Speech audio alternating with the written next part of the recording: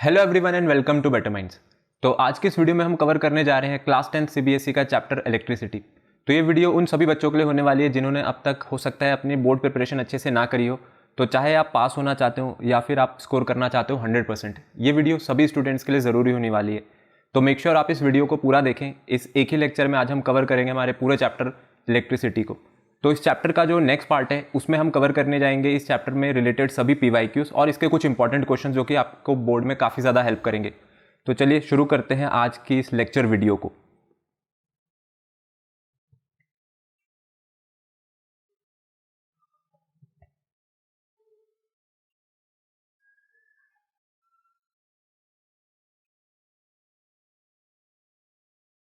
तो चैप्टर के स्टार्ट करते हैं। सबसे पहले हमारे पास यहाँ पर टर्म आती है इलेक्ट्रिक चार्ज। देखिए चार्ज क्या होता है, चार्ज को समझते हैं।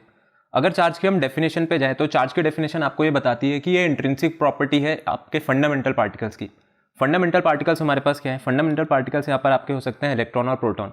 अब आपको पता होगा कि इलेक्ट्रॉन के ऊपर जो चार्ज होता है, इलेक्ट्रॉन के ऊपर चार्ज होता है हमारे पास नेगेटिव और प्रोटॉन के ऊपर जो चार्ज है वो होता है पॉजिटिव। इंट्रिंसिक मतलब वो प्रॉपर्टी जो कि इस बॉडी के साथ जुड़ी हुई है।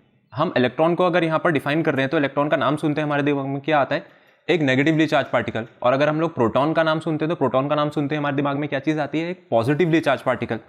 तो ये जो आपके पास इलेक्ट्रिक चार्ज है, ये इलेक्ट्रिक चार्ज क्या करते हैं, इलेक्ट्रिक चार्ज आपके पास दो तरीके की चीजें आपको प्रोड्यूस करते हुए दिखेंगे। या तो आप इसका इलेक्ट्रिक इफेक्ट देखेंगे या फिर आप इसका मैग्नेटिक इफेक्ट देखेंगे। इस पूरे के पूरे चैप्टर में हम लोग सिर्फ और सिर्फ इलेक्ट्रिक इफेक्ट की बात करेंगे और जो मैग्नेटिक इफेक्ट है वो इसकी एक अगली यूनिट में हम लोग कवर करेंगे, जिस चैप्टर का आपके पास नाम रहता है magnetic effect of electric current. तो सबसे पहले हम लोग अगर चार्ज की बात करें, किसी भी एटम में अगर आप जाएंगे तो एटम में आपको सेंटर में देखने को मिलेगा न्यूक्लियस, और न्यूक्लियस के अंदर हमारे पास दो चीज़ें प्रेजेंट होती हैं। सबसे पहले तो न्यूक्लियस में आपको न्यूट्रॉन्स देखने को मिलेंगे और न्यूट्रॉन्स के साथ साथ यहाँ पर रहते हैं प्रोटॉन्स। अब क्योंकि जो प्रोटॉन्स हैं, प्रोटॉन्स के ऊपर चार्ज होता है पॉजिटिव, इसलिए हम लोग कह देते हैं कि हमारा जो न्यूक्लियस है या जो हमारा सेंटर है एटम का वो पॉजिटिवली चार्ज होता है। और इस सेंटर के अराउंड आपको रिवॉल्व करते हुए दिख जाएंगे इलेक्ट्रॉन्स। और ये जो इलेक्ट्रॉन्स हैं, इलेक्ट्रॉन्स के ऊपर अगर हम लोग चार्ज की बात करें, इलेक्ट्रॉन के ऊपर कैसा चार्ज होता है, इलेक्ट्रॉन्स के ऊपर जो चार्ज है वो होता है नेगेटिव। तो किसी भी एटम के अंदर तीन चीजें या तीन फंडामेंटल पार्टिकल हमेशा एग्जिस्ट करेंगे जो कि एटम को बनाते हैं, which are electron, protons and neutrons. अब अगर एटम आपके पास न्यूट्रल स्टेट में है, अगर कोई भी एटम आपके पास न्यूट्रल है तो वो न्यूट्रल क्यों हो रहा होगा, जब तक वहां पर number of protons number of electron के इक्वल हैं तो एटम के ऊपर कोई भी चार्ज नहीं आएगा और एटम आपके पास न्यूट्रल स्टेट में रहेगा। अब ये जो प्रोटॉन है, प्रोटॉन के ऊपर चार्ज होता है पॉजिटिव और इलेक्ट्रॉन के ऊपर जो चार्ज है वो होता है नेगेटिव। अगर मैं आपको एक एग्जांपल दूं, जैसे हमारे पास जो कार्बन का एटम है, अगर हम कार्बन एटम की बात करें तो कार्बन एटम में जो टोटल नंबर ऑफ इलेक्ट्रॉन्स आपको देखने को मिलेंगे वो 6 हैं। तो जो मेरे पास टोटल चार्ज निकल करके आएगा 6 इलेक्ट्रॉन की वजह से, मैं लिख सकता हूं उसको -6। एक एग्जाम्पल लेते हैं कि -6 का वहां पर चार्ज है। और जो प्रोटॉन्स हैं, 6 प्रोटॉन्स की वजह से वो कितना हो गया, +6। अगर हम -6 और +6 को देखें तो इसका जो नेट इफेक्ट है वो कितना आ जाएगा टोटल ऐड करके, 0। इसका मतलब आपका जो कार्बन एटम है वो कैसा हो गया, वो यहाँ पर न्यूट्रल हो गया। तो किसी भी न्यूट्रल एटम के अंदर जो आपके पास नंबर ऑफ प्रोटॉन्स और नंबर ऑफ इलेक्ट्रॉन्स है वो हमेशा बराबर रहेंगे। लेकिन अगर कोई एटम कभी पॉजिटिव चार्ज गेन करता है या नेगेटिव चार्ज गेन करता है तो ऐसा क्यों होता है। देखिए इस पूरे चैप्टर में आपको एक चीज ध्यान रखनी है, इसलिए हम उसको शुरू में ही क्लियर करते हैं। पॉजिटिव चार्ज का मतलब होता है अगर किसी भी बॉडी के पास इलेक्ट्रॉन की कमी हो जाए। तो इस पूरे चैप्टर में हम जहां पर भी पॉजिटिव चार्ज की बात करेंगे, इसका मतलब वो बॉडी अगर पॉजिटिवली चार्ज है तो उसके पास इलेक्ट्रॉन्स की डेफिशिएंसी है। अगर इलेक्ट्रॉन की कमी हो जाती है तो बॉडी कैसा चार्ज एक्वायर कर लेती है, पॉजिटिव चार्ज एक्वायर कर लेती है। आप ठीक इसी एग्जांपल से समझिए, अगर मैं यहाँ पर इलेक्ट्रॉन का नंबर -6 ही रहने देता हूँ, ठीक है, 6 इलेक्ट्रॉन है तो माइनस का चार्ज लगाएंगे -6। लेकिन मैं आपको बोलता हूं कि यहां पर अगर हम लोग प्रोटॉन की बात करें, गलती से भी आपके पास जो प्रोटॉन है, अगर प्रोटॉन यहां पर +7 हो गए, 7 प्रोटॉन हो गए तो +7 का चार्ज लगाएंगे। तो अब आंसर आपके पास यहां पर 0 नहीं आएगा, आंसर कितना आएगा, 1, लेकिन वो भी किसका, प्लस का। तो बॉडी क्या यहां पर प्रोटॉन डेफिशिएंट है, नहीं, बॉडी यहां पर इलेक्ट्रॉन डेफिशिएंट है। क्यों, क्योंकि यहां पर नंबर ऑफ इलेक्ट्रॉन्स तो 6 है और नंबर ऑफ प्रोटॉन्स कितने हैं, 7। तो जब 7 में से 6 हटाएंगे तो 1 बचेगा, तो इसका मतलब इस बॉडी पे कैसा चार्ज आएगा, +1। तो ये जो आपके पास डेफिशिएंसी ऑफ इलेक्ट्रॉन है, डेफिशिएंसी ऑफ इलेक्ट्रॉन किस चीज को बताता है, पॉजिटिव चार्ज को। और अगर बॉडी एक्सेसिव इलेक्ट्रॉन को एक्वायर कर लेती है, एक्सेसिव इलेक्ट्रॉन को एक्वायर करने पे वहां पर कैसा चार्ज बनता है, नेगेटिव चार्ज। इसी एग्जांपल को इस तरीके से देख सकते हैं कि अब आप यहां पर नंबर ऑफ प्रोटॉन 7 रहने दीजिए। अगर आपने नंबर ऑफ प्रोटॉन 7 रखे तो +7 का चार्ज लेकर के चलते हैं 7 प्रोटॉन्स की वजह से। और आप यहां पर इलेक्ट्रॉन्स कितने कर दो, आप इलेक्ट्रॉन्स कर दो 8, तो ये हो जाएगा -8। अब -8 + 7 करेंगे तो आंसर 1 आएगा, लेकिन माइनस का 1 आया। तो यहाँ पर जो इलेक्ट्रॉन्स थे, इलेक्ट्रॉन्स प्रोटॉन के मुकाबले एक ज़्यादा है ना, इसलिए बॉडी के ऊपर चार्ज भी कितना लग रहा है, -1 का। तो जहाँ पर डेफिशिएंसी ऑफ इलेक्ट्रॉन है वो नेगेटिव चार्ज, और जहाँ पर आपके पास डेफिशिएंसी इलेक्ट्रॉन की वहाँ पर पॉजिटिव चार्ज, और जहाँ पर आपके पास इलेक्ट्रॉन का एक्सेस है वहाँ पर नेगेटिव चार्ज। अब सबसे पहले अब जो चार्ज की बात हुई है, चार्ज को समझ लेते हैं कि चार्ज को हम लोग डिनोट कैसे करते हैं, इसकी यूनिट क्या होती है। चार्ज को हम लोग डिनोट करते हैं Q से, और इसकी जो यूनिट है SI यूनिट की बात कर लेते हैं। SI यूनिट हमारे पास चार्ज की होती है कूलम।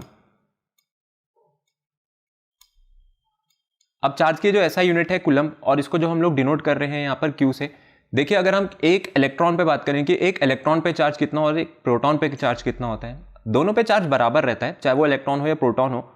और इसकी जो वैल्यू सेट करी गई है वो है आपके पास 1.6 × 10⁻⁻⁻19 कूलम। अब क्योंकि मैंने इसको लिखा है कि ये चार्ज ऑन 1 इलेक्ट्रॉन है, तो मैं इसके आगे क्या लगा दूंगा, मैं इसके आगे लगा दूंगा माइनस। ये हो गया आपके पास 1.6 × 10⁻⁻19 कूलम का चार्ज, और इसके आगे लगा हुआ माइनस आपको ये बता रहा है कि ये इलेक्ट्रॉन पे चार्ज है। अब इसी चीज को अगर हम लोग बात करें कि चार्ज ऑन 1 प्रोटॉन, एक प्रोटॉन पे चार्ज कितना होगा, एक प्रोटॉन पे भी चार्ज उतना ही होगा जितना एक इलेक्ट्रॉन पे चार्ज था, लेकिन इसके आगे हम लोग क्या लगा देंगे, इसके आगे हम लोग लगा देंगे पॉजिटिव। तो चाहे चार्ज आपके पास इलेक्ट्रॉन का हो या प्रोटॉन का हो, उसका मैग्नीट्यूड अगर आप बात करोगे तो 1.6 × 10⁻⁻19 कूलम है। आगे लगा हुआ जो माइनस और प्लस है वो सिर्फ और सिर्फ यहाँ पर बता रहा है नेचर ऑफ चार्ज को। अब इसके बाद जो दूसरी चीज आती है चार्ज में, चार्ज की आ जाते हैं अब हम लोग प्रॉपर्टीज की बात करते हैं कि चार्ज की हमारे पास प्रॉपर्टीज क्या क्या रहती है। देखिए अगर आपके पास चार्जेस का नेचर सेम है तो चार्जेस एक दूसरे को रिपेल करेंगे। फॉर एग्जाम्पल अगर हम लोग पॉजिटिव चार्ज की बात करें तो पॉजिटिव के बीच में भी जो फोर्स है वो रिपल्शन का होगा, और जो नेगेटिव चार्ज है इनके बीच में भी जो फोर्स है वो रिपल्शन का होगा। लेकिन वहीं पर अगर जो चार्जेस का नेचर है वो आपके पास हो जाए बिल्कुल अपोजिट, मतलब एक चार्ज हम लोग नेगेटिव लेकर के चलें और एक चार्ज हम लोग लेकर के चलें पॉजिटिव, तो ये जो नेगेटिव और पॉजिटिव चार्ज है ये हमेशा एक दूसरे को अट्रैक्ट करेंगे। तो अगर चार्जेस अपोजिट नेचर के हैं तो they always attract each other, और अगर आपके पास चार्जेस सेम नेचर के हैं तो वो एक दूसरे को क्या करेंगे, वो एक दूसरे को हमेशा रिपेल करेंगे। दूसरी चीज, दूसरी प्रॉपर्टी पे आ जाती है कि चार्ज की जो दूसरी प्रॉपर्टी है वो आपके पास होती है कि चार्ज हमारे पास एक स्केलर क्वांटिटी है। स्केलर क्वांटिटी का मतलब है कि इसकी सिर्फ और सिर्फ मैग्नीट्यूड होगी, चार्ज की कोई डायरेक्शन आपको देने की जरूरत नहीं है, सिर्फ आपको इसका मैग्नीट्यूड बताना है। और वो मैग्नीट्यूड हम लोग किसमें मेजर करते हैं, वो हम लोग मेजर करते हैं यहाँ पर कूलम्ब में। अब इसके बाद एक बहुत इंपॉर्टेंट प्रॉपर्टी आती है चार्ज की, जिसको हम बोलते हैं कि चार्ज आपका हमेशा क्वांटाइज रहता है। देखिए चार्ज को समझते हैं कि चार्ज क्वांटाइज कैसे रह सकता है। फॉर एग्जाम्पल मैं आपको बोलता हूँ कि आपके पास किसी एक बॉडी ने 2 इलेक्ट्रॉन लूज करे या किसी एटम ने 2 इलेक्ट्रॉन लूज करे, तो जब भी आपके पास चार्ज फ्लो करेगा तो वो कोई भी बॉडी 2 इलेक्ट्रॉन लूज करेगी या गेन करेगी। कभी ऐसा तो नहीं हो सकता ना कि 2.5 इलेक्ट्रॉन किसी ने गेन कर लिए, 3.5 गेन कर लिए, 3.25 गेन कर लिए, ऐसी चीज कभी निकल करके नहीं आएगी। तो क्वांटाइज नेचर का मतलब ये है कि चार्ज की आप जब भी बात करोगे ये होल नंबर मल्टीपल में चलेगा, किसके, चार्ज ऑन 1 इलेक्ट्रॉन के। अगर 1 इलेक्ट्रॉन का ट्रांसफर हुआ है तो कितना चार्ज बॉडी ने यहां पर इजेक्ट किया होगा, आप 1 की मल्टीप्लाई कर दो 1.6 × 10⁻⁻19 कूलम से। 2 का हुआ है तो आप 2 की मल्टीप्लाई कर दो 1.6 × 10⁻⁻19 कूलम से, और 3 का होगा तो सिमिलरली हम लोग यहाँ पर 3 की मल्टीप्लाई कर देंगे। तो आप एक चीज देखिए कि हम हमेशा मल्टीप्लाई तो 1.6 × 10⁻⁻19 से ही कर रहे हैं ना। तो ये क्या था आपके पास, ये था चार्ज ऑन 1 इलेक्ट्रॉन, और इसके आगे जो मैं 1 और 2 और 3 लिख रहा हूं ये क्या है, ये नंबर ऑफ इलेक्ट्रॉन्स है जो कि आपके ट्रांसफर में इन्वॉल्व है। इसलिए हम लोग इसको लिख देते हैं Q = NE, और इसी को हम कहते हैं क्वांटाइजेशन ऑफ चार्ज। तो यहां पर n की वैल्यू कुछ भी हो सकती है, ये 0 हो सकती है, ये 1 हो सकती है, 2, 3 सो ऑन, कुछ भी हो, रहेगा आपके पास ये इंटीजर ही, और वो भी पॉजिटिव, माइनस भी नहीं, पॉजिटिव। ठीक है, ये कभी डेसिमल में नहीं हो सकता है, फ्रैक्शन में नहीं हो सकता। उसका रीजन मैंने आपको बता दिया है, 1.5, 2.5, 3.5, 4.5 इस तरीके के इलेक्ट्रॉन्स कभी आपको ट्रांसफर होते हुए नहीं दिखेंगे। दूसरी बात हम लोग यहाँ पे बात करते हैं, जो अगली प्रॉपर्टी है कि चार्ज आपके पास क्या रहता है, कंजर्व्ड रहता है। किसी भी इलेक्ट्रिक सर्किट में या कोई भी आप ऐसा प्रोसीजर देखें जहाँ पर इलेक्ट्रॉन्स का ट्रांसफर हो रहा हो या चार्ज ट्रांसफर हो रहा है, वहाँ पर चार्ज हमेशा आपका कंजर्व नेचर करेगा। एक बॉडी अगर आपके पास, मैं एग्जाम्पल देता हूँ कि किसी बॉडी ने यहाँ पर 2 इलेक्ट्रॉन के बराबर चार्ज लूज किया, तो दूसरी बॉडी वही 2 इलेक्ट्रॉन के बराबर जो चार्ज है उसको एक्सेप्ट कर लेगी। ऐसा नहीं होगा कि एक तरफ से जो आपके पास ट्रांसफर है वो 2 इलेक्ट्रॉन के चार्ज का हो रहा हो, लेकिन दूसरी बॉडी यहाँ पर सिर्फ 1 इलेक्ट्रॉन बराबर चार्ज एक्सेप्ट कर रही हो। ठीक है, चार्ज किसी भी प्रोसीजर में, इलेक्ट्रिक प्रोसीजर में आपको यहाँ पर कंजर्व नेचर का मिलेगा। दूसरी चीज है यहाँ पर कि जो चार्ज है it is always associated with mass, मतलब जहां भी हम लोग चार्ज की बात करेंगे वहां पर मास आ जाएगा। इलेक्ट्रॉन को अपना खुद का मास है, प्रोटॉन का भी अपना खुद का मास है। तो जहाँ भी चार्ज की एग्जिस्टेंस होती है वो हमेशा किसी ना किसी मास से एसोसिएटेड होती है, मतलब एक ऐसी बॉडी जिसका खुद का मास हो तो वही बॉडी आपकी चार्ज भी बना सकती है। और फाइनल जो इसमें आपके पास प्रॉपर्टी रहती है वो ये होती है कि total charge of the system is remains conserved. ठीक है, जब भी हम किसी टोटल चार्ज ट्रांसफर की बात करेंगे किसी सिस्टम में तो हमेशा कंजर्वेटिव नेचर का होता है। अब ये पॉइंट ज़्यादा अच्छे से तब समझ आएगा जब हम लोग इलेक्ट्रिक सर्किट की बात करेंगे। अब नेक्स्ट हम लोग आ जाते हैं इसमें कंडक्टर्स एंड इंसुलेटर्स पे। देखिए कंडक्टर्स और इंसुलेटर्स में सबसे पहले समझते हैं कंडक्टर्स के बारे में। कोई भी एक ऐसा सब्सटेंस जो अपने थ्रू इलेक्ट्रिसिटी को पास करा सकता है उसको हम बोलते हैं कंडक्टर्स। तो कंडक्टर्स आपके पास कौन से सब्सटेंसेस हो गए? Substances through which electricity can flow, they are known as conductors. अब ऐसी क्या खासियत है कंडक्टर्स में जो उसको इस ये कैपेबिलिटी देती है कि उसके थ्रू इलेक्ट्रिसिटी पास कर सकती है? देखिए कंडक्टर्स के पास होते हैं फ्री इलेक्ट्रॉन्स। ये फ्री इलेक्ट्रॉन्स क्या होते हैं? ये फ्री इलेक्ट्रॉन्स आपके पास किसी भी एटम में पाए जा सकते हैं जहां पर जो न्यूक्लियस से अट्रैक्शन इलेक्ट्रॉन की तरफ वो उतना तेज नहीं होता है। तो यहाँ पर जो एटम के पास वो इलेक्ट्रॉन अवेलेबल है ना, वो अवेलेबल रहते हैं कि आप उसको वहां से निकाल सकते हो, जो कि ईजिली एटम टू एटम आगे फ्लो कर सकते हैं। तो ये जो प्रॉपर्टी है, प्रॉपर्टीज रखते हैं कंडक्टर्स, जिसके पास मिलेंगे आपको फ्री इलेक्ट्रॉन्स। तो इसका मतलब ये जो फ्री इलेक्ट्रॉन्स है, फ्री इलेक्ट्रॉन्स क्या कर रहे हैं, यही यहाँ पर कंडक्शन की प्रॉपर्टी प्रोवाइड कर रहे हैं किसी भी सब्सटेंस को। आप सिल्वर की बात कीजिए, आप कॉपर, एल्यूमिनियम, आयरन, आप इनमें से कोई भी एक मेटल उठाइए, सभी के सभी मेटल्स आपको कंडक्टर देखने को मिलेंगे because metals have free electrons. Non metals के साथ ऐसा नहीं होता है। तो एग्जाम्पल जो आप मेटल्स का ले सकते हैं, मेटल्स आर कंडक्टर्स। तो मेटल्स को हम लोग कंडक्टर्स कह सकते हैं, बट जो नॉन मेटल्स हैं, नॉन मेटल्स कंडक्टर्स नहीं है। और मेटल्स कंडक्टर्स क्यों हैं? ड्यू टू फ्री इलेक्ट्रॉन्स, क्योंकि मेटल्स के पास फ्री इलेक्ट्रॉन्स हैं इसलिए वो क्या है, इसलिए वो यहाँ पर कंडक्टर्स हैं। अब जब ये फ्री इलेक्ट्रॉन्स एक एटम से दूसरे एटम से तीसरे ऐसे करते करते आगे मूव करते हैं तो वहाँ पर इलेक्ट्रिसिटी का फ्लो बनता है। अगर हम लोग इंसुलेटर्स की बात करें तो इंसुलेटर्स में अब इसी सेम चीज़ का हम लोग बिल्कुल रिवर्स कर देंगे कि इंसुलेटर्स के पास तो फ्री इलेक्ट्रॉन्स है नहीं, तो इंसुलेटर्स क्या कर सकते हैं, वो इलेक्ट्रिसिटी कैरी नहीं कर सकते हैं। तो इंसुलेटर के अगर आपको कभी भी आपसे एग्जाम्पल पूछे जाए, कोई सा भी नॉन मेटल बोल दीजिए, जितने भी नॉन मेटल्स होते हैं, नॉन मेटल सभी के सभी इंसुलेटर्स हैं। लेकिन एक नॉन मेटल हमारे पास ऐसा है जो कि आपको कंडक्शन की प्रॉपर्टी दिखाता हुआ मिलेगा, और वो होता है कार्बन, और वो भी इन दी फॉर्म ऑफ ग्रेफाइट। तो carbon in the form of graphite एक कंडक्टर है। कार्बन के 3 एलोट्रोप हमारे पास एग्जिस्ट करते हैं। कार्बन आपको 3 फिजिकल फॉर्म्स में मिलेगा, ग्रेफाइट में मिलेगा, डायमंड में मिलेगा, और वहीं पर वो फ्लोरीन में भी मिलेगा।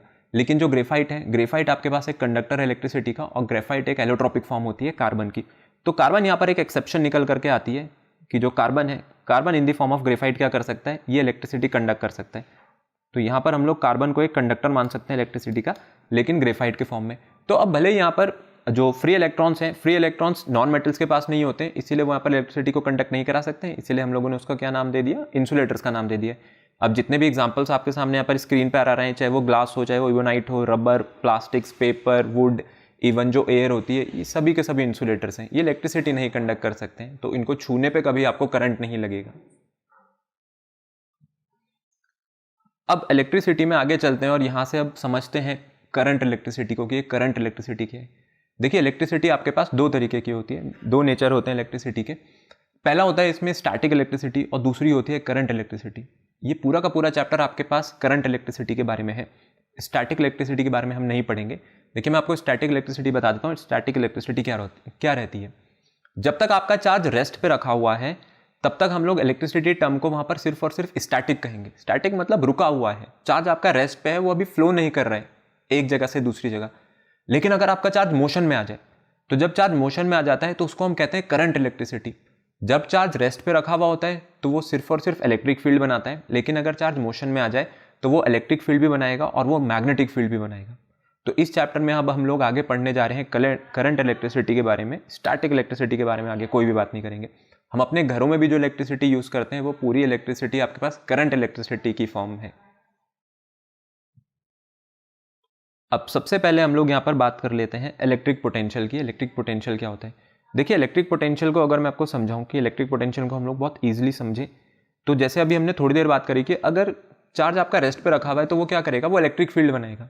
अब कोई भी चार्ज अगर इलेक्ट्रिक फील्ड बनाता है, हम लोग मान करके चलते हैं कि मेरे पास एक यूनिट पॉजिटिव चार्ज है जिसने अपनी इलेक्ट्रिक फील्ड बनाई हुई है, तो ये मैं पॉजिटिव चार्ज कंसिडर कर लेता हूँ, और इसके अराउंड ये जो रीजन बनाया हुआ है, ये रीजन हो गया आपके पास इलेक्ट्रिक फील्ड का। तो ये पॉजिटिव चार्ज रखा हुआ है, उसने अपने अराउंड एक इलेक्ट्रिक फील्ड बना दी। आप क्या करना चाहते हो, आपके पास एक टेस्ट चार्ज है जिसका मैग्नीट्यूड मैंने मान लिया Q है, आप इसको पॉइंट A से उठा करके एक ऐसे रीजन में लेकर के जाना चाहते हो जो कि इलेक्ट्रिक फील्ड में है, तो ये जो डिस्टेंस है, ये डिस्टेंस इस इलेक्ट्रिक फील्ड से इतनी ज़्यादा दूर है कि as compare to electric field मैं इस डिस्टेंस को क्या मान लूँगा, ये इन्फिनिटी पे रखा हुआ है कि बहुत ही ज़्यादा दूर है। हमें क्या करना है, हमें ये चार्ज उठा करके इस इलेक्ट्रिक फील्ड में लेकर के आना है। लेकिन अब ये जब आप चार्ज उठा करके इस इन्फिनिटी से इलेक्ट्रिक फील्ड के अंदर लेकर के आओगे, आपको ये वर्क इतना धीरे करना है कि आप जो भी यहाँ पर वर्क डन कर रहे हैं उसकी वजह से ये बॉडी काइनेटिक एनर्जी ना गेन कर ले। मतलब विदाउट एक्सेलरेशन हम इस चार्ज को यहाँ से मूव करेंगे, इन्फिनिटी से उठा करके मूव करेंगे कहाँ पर, इलेक्ट्रिक फील्ड के अंदर, और बहुत धीरे करना है ये कि काइनेटिक एनर्जी जो बॉडी है वो गेन ही ना करे, ना के बराबर, बिल्कुल जीरो रहे वो विदाउट एक्सेलरेशन। तो इस वक्त आपने जो भी वर्क डन किया ना, इन्फिनिटी से उठा करके चार्ज को कहाँ पर लाने में, इलेक्ट्रिक फील्ड में लाने में, यही वर्क डन स्टोर हो जाता है बॉडी में in the form of electric potential. तो इसलिए इलेक्ट्रिक पोटेंशियल की डेफिनेशन क्या होती है कि it is the amount of work done to move a unit positive charge from infinity to a point inside the electric field. इसको हम लोग डिनोट करते हैं V से, और V का फॉर्मूला होता है W/Q, जहां पर ये W क्या है, W है आपका वर्क डन जो आपने किया इन्फिनिटी से उठा करके चार्ज को लाने में, और Q क्या था, Q है यहाँ पर चार्ज का मैग्नीट्यूड, जिस चार्ज को आप यहाँ पर मूव करा रहे हैं। तो ये जो V है, V को हम लोग कहते हैं electric potential which is equals to W/Q। इसकी जो SI यूनिट है इलेक्ट्रिक पोटेंशियल की, वो होती है हमारे पास वोल्ट, और इसको हम लोग डिनोट करते हैं कैपिटल V से। अब इसमें कई बार आपसे कुछ क्वेश्चन पूछ ले जाते हैं कि हमें बता दो 1 वोल्ट क्या होता है। अगर हम इस फॉर्मूले से 1 वोल्ट की डेफिनेशन बनाए कि इस फॉर्मूले से 1 वोल्ट क्या हो सकता है, देखो अगर आपको 1 बनानी है इस पूरी क्वांटिटी को विच इज इलेक्ट्रिक पोटेंशियल, आप वर्क की वैल्यू भी 1 पुट कर दो और चार्ज की वैल्यू भी 1 पुट कर दो, और वर्क की यूनिट क्या होती है हमारे पास जूल, और चार्ज की यूनिट क्या होती है कूलम। इसका मतलब जब भी 1 कूलम चार्ज को मूव कराने के लिए हमारा वर्क डन 1 जूल का होगा, तो उस वक्त बॉडी में जो इलेक्ट्रिक पोटेंशियल है वो कितना रहेगा, 1 वोल्ट। तो 1 वोल्ट की डेफिनेशन यहां से हो सकती है, when 1 joule of work is done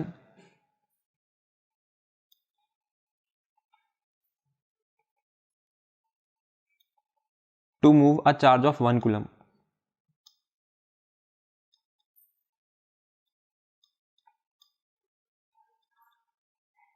तो इस वक्त जो इलेक्ट्रिक पोटेंशियल रहेगा वो आपके पास इलेक्ट्रिक पोटेंशियल कितना हो जाएगा हमारे पास, 1 वोल्ट का। अब अगर हम लोगों ने इलेक्ट्रिक पोटेंशियल की बात करी है, तो इलेक्ट्रिक पोटेंशियल से ही जुड़ी हुई एक नेक्स्ट टर्म आ जाएगी आपके पास, पोटेंशियल डिफरेंस। देखिए पोटेंशियल डिफरेंस को समझते हैं, पोटेंशियल डिफरेंस आपके पास क्या चीज़ रहती है। अब जैसे हमने नाम दिया है पोटेंशियल, और पोटेंशियल के आगे आपने एक टर्म जोड़ दी डिफरेंस, तो ये पोटेंशियल डिफरेंस क्या होता है। अभी हम लोगों ने बोला था कि हम लोग जो चार्ज को उठा करके ला रहे हैं वो इन्फिनिटी से उठा करके ला रहे हैं और इलेक्ट्रिक फील्ड के अंदर रखेंगे। लेकिन अब मैं आपको कह देता हूं कि आपको जो चार्ज की मूवमेंट करनी है ना, ये मैंने इलेक्ट्रिक फील्ड बना दी जो कि इस पॉजिटिव चार्ज ने बनाई हुई है। आपको क्या करना है, आपको जो ये चार्ज मूव कराना है, आपको ये चार्ज इलेक्ट्रिक फील्ड के अंदर ही मूव कराना है। एक पॉइंट में ए कंसिडर कर लेता हूं इलेक्ट्रिक फील्ड में, और एक पॉइंट यहां पे कंसिडर कर लेता हूं बी, ये भी आपके इलेक्ट्रिक फील्ड का है। तो जब बॉडी ए पॉइंट पर प्रेजेंट रही होगी, यहां पर इसका कुछ पोटेंशियल रहा होगा, मैंने मान लिया वो पोटेंशियल वी ए रहा होगा, और जब आप इसे उठा करके बी पर ले आओगे, इसका इलेक्ट्रिक पोटेंशियल कितना हो जाएगा, वी बी। तो ये ए से बी की तरफ जा रहा है, तो पोटेंशियल डिफरेंस कितना हो गया। डिफरेंस का मतलब होता है हमें क्या देखना है, सिर्फ और सिर्फ दो टर्म्स को माइनस करके देखना है। तो पोटेंशियल डिफरेंस हम लोग कैसे निकालेंगे, V B minus V A करके, और ये भी किसके इक्वल होता है, जो भी आपने वर्क डन किया ए से बी तक, और किसके अगेंस्ट वर्क डन किया है आपने, कोई क्यू चार्ज जो ए पे रखा था, तो W अपॉन क्यू। तो पोटेंशियल डिफरेंस और पोटेंशियल में यही डिफरेंस रहता है कि जो इलेक्ट्रिक पोटेंशियल है उसमें हम लोग वर्क डन करते हैं इन्फिनिटी से उठा करके इलेक्ट्रिक फील्ड में लाने के लिए, लेकिन पोटेंशियल डिफरेंस में आपके पास जो चार्ज है वो ऑलरेडी इलेक्ट्रिक फील्ड में प्रेजेंट है, बस उसको एक पॉइंट से किसी दूसरे पॉइंट पर हम लोगों को मूव कराना है। किसी भी सर्किट में जब पोटेंशियल डिफरेंस क्रिएट होता है, तो उस सर्किट में जो पोटेंशियल डिफरेंस है उसको हम लोग मेजर करने के लिए लगाते हैं वोल्ट मीटर। अभी जो वोल्ट मीटर है, वोल्ट मीटर जब भी किसी सर्किट में लगता है तो इसको आप लगाते हो पैरेलल कॉम्बिनेशन में। देखते हैं पैरेलल कॉम्बिनेशन क्या रहता है। पैरेलल कॉम्बिनेशन का मतलब है आपने ये जो बैटरी लगाई हुई है, आप देख सकते हैं इस बैटरी से हमारे पास एक वायर आ रही है जो कि करंट कैरी कर रही होगी। मैंने इस वायर से ना एक और वायर निकाल दी, ठीक है, तो मैंने एक ही टर्मिनल से दो कनेक्शन बनाने की कोशिश करी है, जिसको हम पैरेलल कॉम्बिनेशन कहते हैं। आगे इस चैप्टर में समझेंगे पैरेलल कॉम्बिनेशन क्या होता है, इसको हम कैसे बनाते हैं। तो वोल्ट मीटर आपके जिस भी डिवाइस को आपको यहाँ पर पोटेंशियल डिफरेंस मेजर करना है, जिसको हम रेजिस्टेंस कहते हैं, इसको हमेशा रेजिस्टेंस के साथ पैरेलल कॉम्बिनेशन में लगाया जाता है। तो वोल्ट मीटर का काम है पोटेंशियल डिफरेंस नापने का, और इसी पोटेंशियल डिफरेंस को हम लोग वोल्टेज के नाम से भी जानते हैं। अब यहाँ पे एक बहुत इंपॉर्टेंट चीज रहती है कि पोटेंशियल डिफरेंस का ये आपके पास जो वोल्ट मीटर है, वोल्ट मीटर का काम क्या है, इसका काम है पोटेंशियल डिफरेंस या वोल्टेज नापना। इसको करंट नापने की तो जरूरत नहीं है, ये करंट को तो मेजर नहीं करेगा, तो इसकी जो रेजिस्टेंस है ना, इसकी रेजिस्टेंस आपके पास इनफाइनाइट होनी चाहिए। मतलब हम मान करके चलेंगे कि इसमें आपके पास negligible amount of current flow करे, या मैं मान के चल रहा हूँ कि 0 अमाउंट ऑफ करंट फ्लो करे किसमें, वोल्ट मीटर में, तो ये आपको बिल्कुल एक्यूरेट रीडिंग देगा किसकी, पोटेंशियल डिफरेंस की। तो किसी भी आइडियल वोल्ट मीटर की हमारे पास जो रेजिस्टेंस है वो कितनी होनी चाहिए, इनफाइनाइट, जिससे कि उसके अक्रॉस कोई भी करंट फ्लो ना करे। तो ये तो बात थी पोटेंशियल डिफरेंस की। अब पोटेंशियल डिफरेंस इतना ज़रूरी क्यों हो जाता है और पोटेंशियल डिफरेंस समझना इतना ज़रूरी क्यों है? देखिए, क्योंकि अगर पोटेंशियल डिफरेंस को नहीं समझेंगे तो इलेक्ट्रिक करंट को भी समझना मुश्किल हो जाएगा कि इलेक्ट्रिक करंट क्या है। इलेक्ट्रिक करंट अगर कहीं पर भी आपको बनाना है या करंट को फ्लो कराना है तो उसके लिए एक मैंडेटरी कंडीशन होती है कि दो बॉडीज़ के बीच में इलेक्ट्रिक पोटेंशियल एग्जिस्ट करना चाहिए। मैं आपको एक एग्जाम्पल देता हूँ, इसको हम एक एग्जाम्पल से समझते हैं। फॉर एग्जाम्पल मैं कंसिडर करता हूँ मेरे पास एक ये पाइप है और मैंने इसको ग्राउंड के बिल्कुल पैरेलल रखा हुआ है, हॉरिजॉन्टल रखा हुआ है। मैं इसके अंदर अगर आपको बोलूँ तो इसके अंदर हमने इसको पूरा का पूरा पानी के साथ फिल किया हुआ है। आपके पास ये कोई ट्यूब या पाइप हो सकती है। जब तक मैं इसको ग्राउंड के पैरेलल रखूंगा, इसके दोनों ही एंड से पानी बाहर नहीं आ सकता है। जब तक ये ग्राउंड के पैरेलल है, इसके दोनों एंड से आपको पानी बाहर आता हुआ नहीं दिखेगा। लेकिन अगर मैं इसको टिल्ट कर देता हूँ, टिल्ट करने का मतलब है फॉर एग्जाम्पल अगर मैं इसको ऐसे लेफ्ट साइड से थोड़ा सा नीचे कर दूँ, राइट साइड से थोड़ा सा ऊपर कर दूँ, तो आप देखेंगे कि इसमें जो पानी का फ्लो है वो किस साइड से बनने लग जाएगा, वो लेफ्ट हैंड साइड से पानी का फ्लो बनने लग जाएगा, वो बाहर आने लग गया। रीज़न क्या हुआ, जो लेफ्ट साइड है उसकी ग्राउंड से हाइट और राइट हैंड साइड जो है उसकी ग्राउंड से हाइट अब दोनों अलग अलग है। तो क्या यहाँ पर इनकी पोटेंशियल एनर्जी में डिफरेंस आ गया दोनों पॉइंट की, या मैं सीधा बोलता हूँ कि इनकी हाइट में डिफरेंस आ गया ग्राउंड के कंपैरिजन में। अब यही चीज़ आपको क्या करनी है, यही चीज़ आपको यहाँ पर समझनी है इलेक्ट्रिसिटी में। अब ये जो पाइप था, अगर मैं इस पाइप में बोलता हूँ कि हम लोग क्या करते हैं, अब हम लोग ये हाइट वाला जो कॉन्सेप्ट है इसको हटाते हैं और मैं चाह रहा हूँ कि ये जो पाइप है बिल्कुल सीधा रखा हुआ है, लेकिन इसमें फिर भी आपको इसमें वाटर का फ्लो चाहिए। तो आप इसमें क्या कर सकते हैं, आप इसमें एक वाटर पंप जोड़ सकते हैं। अगर आपने इसमें एक वाटर पंप लगा दिया, अब आप पाइप को सीधा रखिए, वाटर पंप क्या करेगा, ये पानी पे प्रेशर क्रिएट करेगा और हम मान के चलते हैं जो हमारा पानी है लेफ्ट हैंड साइड से बाहर आ रहा है। तो आपने क्या क्रिएट कर दिया यहाँ पर, एक वाटर प्रेशर। तो अगर आपको पानी फ्लो कराना था इस पाइप के थ्रू तो उसके लिए आप वाटर प्रेशर क्रिएट कर रहे हैं। सेम चीज़ अगर हमें इलेक्ट्रिक करंट फ्लो कराना होता है तो हम लोग इलेक्ट्रिक प्रेशर क्रिएट करते हैं, जिसको नाम दिया जाता है पोटेंशियल डिफरेंस। तो अगर दो बॉडीज़ के बीच में कभी भी इलेक्ट्रिक करंट आपको फ्लो कराना होगा तो दोनों बॉडीज़ के बीच में क्या होना चाहिए, हमेशा पोटेंशियल डिफरेंस होना चाहिए। और करंट हमेशा हायर पोटेंशियल से लोअर पोटेंशियल की तरफ फ्लो करता है। आप स्क्रीन पे देखिए, यहाँ पर दो बॉडीज़ आपके पास बनी हुई हैं। एक बॉडी ने यहाँ पर पॉजिटिव चार्ज रखा है और एक बॉडी ने यहाँ पर रखा है नेगेटिव चार्ज। ये जो पॉजिटिवली चार्ज बॉडी है ये हायर पोटेंशियल पर है और जो नेगेटिवली चार्ज बॉडी है लोअर पोटेंशियल पे है। अब नेगेटिवली चार्ज जो बॉडी रही होगी, नेगेटिव चार्ज का मतलब है कि बॉडी के पास एक्सेस ऑफ इलेक्ट्रॉन्स है, इसके पास इलेक्ट्रॉन ज्यादा है। और पॉजिटिव चार्ज का मतलब है कि इसके पास डेफिशिएंसी इलेक्ट्रॉन्स की।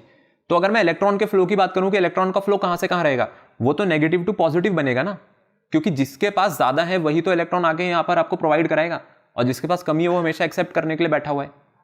तो यहां पर इलेक्ट्रॉन का जो फ्लो है वो इलेक्ट्रॉन का फ्लो है वो तो B to A बन गया, बॉडी B से बॉडी A की तरफ। लेकिन जो करंट का फ्लो है, करंट का फ्लो कहां से कहां बनेगा, A से B बॉडी की तरफ। और इसी तरह अगर हम इन दोनों बॉडीज को एक वायर के थ्रू जोड़ दें तो अब आपके पास इस वायर में करंट सेटअप होने लग जाएगा जो कि A से B बॉडी तक आपके इलेक्ट्रिक करंट को ले जा रहा है। लेकिन इलेक्ट्रॉन का जो फ्लो है वो B to A रहता है। तो बॉडी A यहाँ पर हायर पोटेंशियल पर है और बॉडी B किस पर है, बॉडी B आपके पास है यहाँ पर लोअर पोटेंशियल पे। अब इलेक्ट्रिक करंट को जैसे हम लोगों ने यहाँ पर समझा कि दो बॉडीज हम लोगों ने एक दूसरे से कनेक्ट करी थी, लेकिन अगर हम लोग इसको समझना चाहें कि किसी कंडक्टर में जब इलेक्ट्रिक करंट फ्लो होता है तो वो चीज़ कैसे होती है, लेकिन उससे पहले करंट की कुछ बेसिक डेफिनेशन की बात कर लेते हैं और करंट को हम लोग कैसे डिनोट करते हैं, इसकी क्या यूनिट होती है वो भी देख लेते हैं। करंट का मतलब है rate of flow of charge, कि जो आपके पास दो बॉडीज के बीच में यहाँ पे चार्ज फ्लो कर रहा था उसका रेट क्या है, मतलब एज कंपेयर टू टाइम वो कितना चार्ज आगे ट्रांसफर करके आपको दे रहा है। करंट को हम लोग डिनोट करते हैं I से और इसका फॉर्मूला होता है Q/T। तो यहाँ पर Q क्या है कि कितना चार्ज आपने मूव किया और कितने टाइम में आपने मूव किया। तो करंट का जो फॉर्मूला है वो होता है Q/T और इसकी डेफिनेशन होती है rate of flow of charge. Current की ऐसा यूनिट होती है हमारे पास एम्पेयर, और एम्पेयर को हम लोग डिनोट करते हैं, इसका सिंबल है कैपिटल A। अगर किसी भी सर्किट में हम लोगों को इलेक्ट्रिक करंट मेजर करना है कि किसी भी सर्किट में इलेक्ट्रिक करंट कितना है, तो उसके लिए हम लोग जिस डिवाइस का यूज करते हैं उस डिवाइस का नाम है एमीटर। देखिए एमीटर क्या करेगा, एमीटर आपको यहाँ पर बता देगा कि कितनी इंटेंसिटी का करंट किसी भी इलेक्ट्रिक सर्किट में यहाँ पर प्रेजेंट है। लेकिन एमीटर की अगर हम कंपैरिजन करें वोल्ट मीटर से, वोल्ट मीटर को हम लोग लगाते थे पैरेलल में, एमीटर को हम लोग सीरीज कॉम्बिनेशन में लगाते हैं अपनी रेजिस्टेंस के साथ, या ये पहले ही लग जाता है जैसे ही आपकी बैटरी से करंट निकलना शुरू करेगा ना, आप बैटरी के साथ सीधा सीधा इसको सीरीज में लगा दोगे।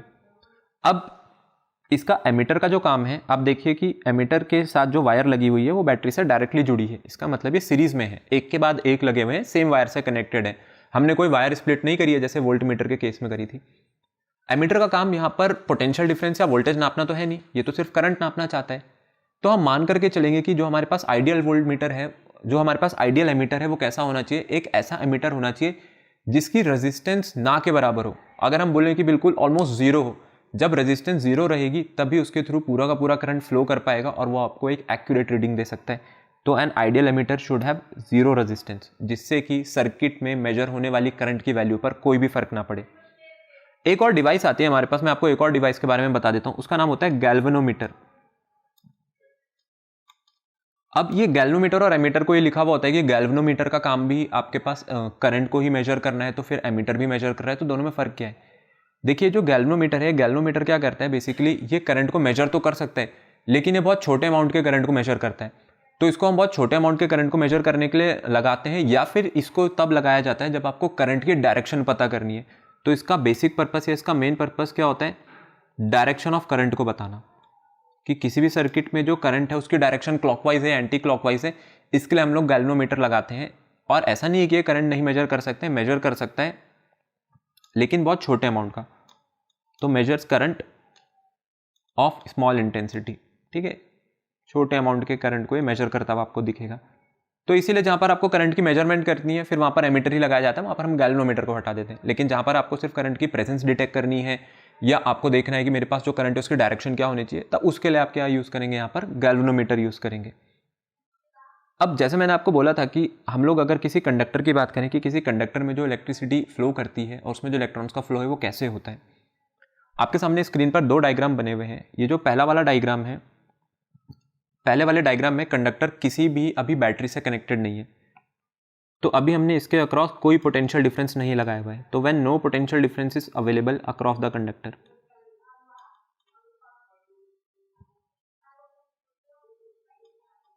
अगर कंडक्टर के अक्रॉस कोई भी पोटेंशियल डिफरेंस अवेलेबल नहीं है, तो आप देख सकते हैं इसके जो इलेक्ट्रॉन्स हैं ये क्या कर रहे हैं, इलेक्ट्रॉन्स यहाँ पर रैंडम मोशन कर रहे हैं। मतलब इनके डायरेक्शन फिक्स नहीं है मोशन की, ये इधर उधर left right up down zigzag motion में लगे हुए हैं, कहीं भी रैंडम मोशन करते हुए आपको दिखेंगे।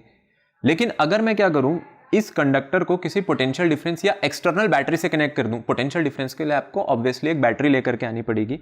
अगर आपके पास कोई बैटरी यहाँ पर प्रेजेंट है, मान करके चलते हैं कि एक एक्सटर्नल पोटेंशियल डिफरेंस आपने अप्लाई कर दिया, तो when an external potential difference is applied, जैसे आपने एक एक्सटर्नल पोटेंशियल डिफरेंस अप्लाई करा, जो कि हमने यहाँ पर यूज करी है एक सेल, आप देख सकते हैं कि सभी के सभी जो इलेक्ट्रॉन्स है किस तरफ यहाँ पर भागने लग गए हैं, पॉजिटिव टर्मिनल की तरफ भागने लग गए हैं।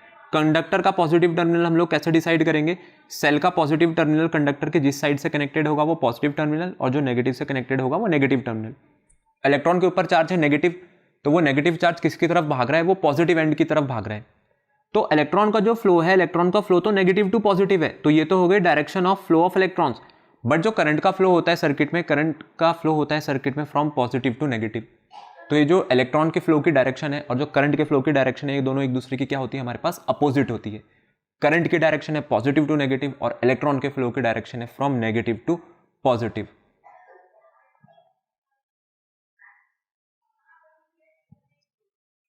फिर इसके बाद हम लोग नेक्स्ट टॉपिक पे आ जाते हैं। नेक्स्ट टॉपिक है हमारे पास इलेक्ट्रिक सर्किट। तो देखते हैं इलेक्ट्रिक सर्किट क्या होता है। देखिए अगर इलेक्ट्रिक सर्किट की बात करें तो इलेक्ट्रिक सर्किट आपके पास क्या है, कोई भी आपने एक वायर, सेल और मैं बोलता हूँ एक स्विच या की आपने उठाया, बल्ब उठाया, अगर आप इसको एक के साथ एक जोड़ते हो, मतलब सबसे पहले हम सेल लेंगे, उसके बाद हम लोग लगाएंगे इसमें स्विच और उसके साथ यहाँ पर बल्ब लगाया होगा और एक वायर से आपने इसको जोड़ दिया, तो आपने क्या करा, आपने करंट के फ्लो करने के लिए एक पाथ यहाँ पर कंप्लीट करके दे दिया। तो इलेक्ट्रिक सर्किट क्या है, इलेक्ट्रिक सर्किट आपके पास एक कंटिन्यूअस कंडक्टिंग पाथ बनाता है और किसके बीच में बनाता है, रेजिस्टेंसेस के बीच में। रेजिस्टेंसेस मतलब जो डिवाइस हम यहाँ पर चलाना चाह रहे हैं, और किसकी हेल्प से करते हैं हम लोग, ये वायर की हेल्प से, और उसके साथ लगाई जाती है यहाँ पर एक बैटरी। तो इसीलिए इसकी डेफिनेशन होती है कि a continuous conducting path consisting of wires and other resistance and a switch. फिर इलेक्ट्रिक सर्किट को अगर देखें तो आपके पास इलेक्ट्रिक सर्किट दो तरीके के हो सकते हैं। अगर हम अपने घर का एग्जांपल लें, जब तक आपने स्विच ऑफ किया हुआ है तब तक आप अपने डिवाइस को यहाँ पर करंट प्रोवाइड नहीं करा सकते हो। अगर आपको अपने डिवाइस को करंट देना है तो आपको क्या करना पड़ेगा, यहाँ पर स्विच को ऑन करना पड़ेगा। तो जब तक आपके सर्किट में कोई भी करंट प्रेजेंट नहीं है या आपके सर्किट में कोई करंट यहाँ पर फ्लो नहीं कर रहा है, तब तक वो सर्किट कैसी मानी जाती है, वो सर्किट मानी जाती है ओपन। ये की आप देख सकते हैं, हमारे पास जो की का सिंबल है, यहाँ पर की अभी ओपन स्टेट में है, ठीक है। अगर हम इसको क्लोज कर दें, जो कि नीचे वाले डायग्राम में आप देख सकते हैं कि जैसे मैंने की क्लोज करी, तो जब की क्लोज हो गई तो इसमें क्या बन गया, इसमें आपके पास इलेक्ट्रिक करंट बन गया फ्रॉम पॉजिटिव टू नेगेटिव, जो फ्लो करता हुआ दिख रहा है, और आपका ये बल्ब क्या करने लग गया है, बल्ब यहाँ पर ग्लो करने लग गया है। तो दो तरीके के इलेक्ट्रिक सर्किट हैं, एक है ओपन और एक है क्लोज्ड। सिर्फ डिफरेंस ये है, ओपन सर्किट में कोई करंट फ्लो नहीं करता है, और जब सर्किट क्लोज हो जाती है तो वहाँ पर जो करंट है उसका एक कंटिन्यूस पाथ बन जाता है और आपकी सर्किट को करंट मिलना शुरू हो जाता है।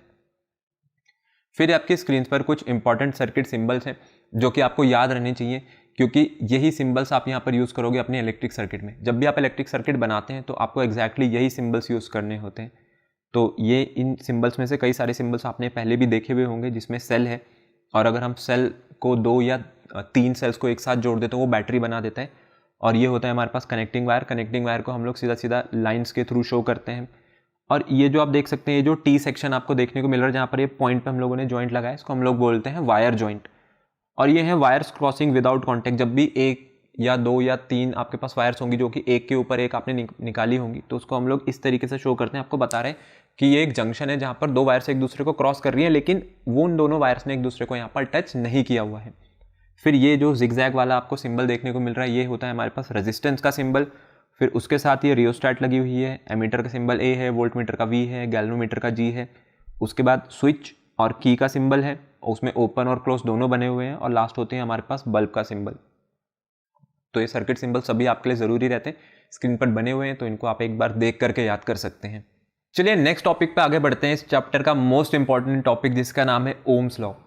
अब देखिए, ओम्स लॉ की बात करें तो इसकी स्टेटमेंट, और जब हम इसकी मैथमेटिकल स्टेटमेंट लिखेंगे, मतलब डेफिनेशन से स्टेटमेंट को जोड़ेंगे, दोनों में आपको डिफरेंस नजर आएगा। तो एक बार जरा ध्यान से आप डेफिनेशन इसकी समझना।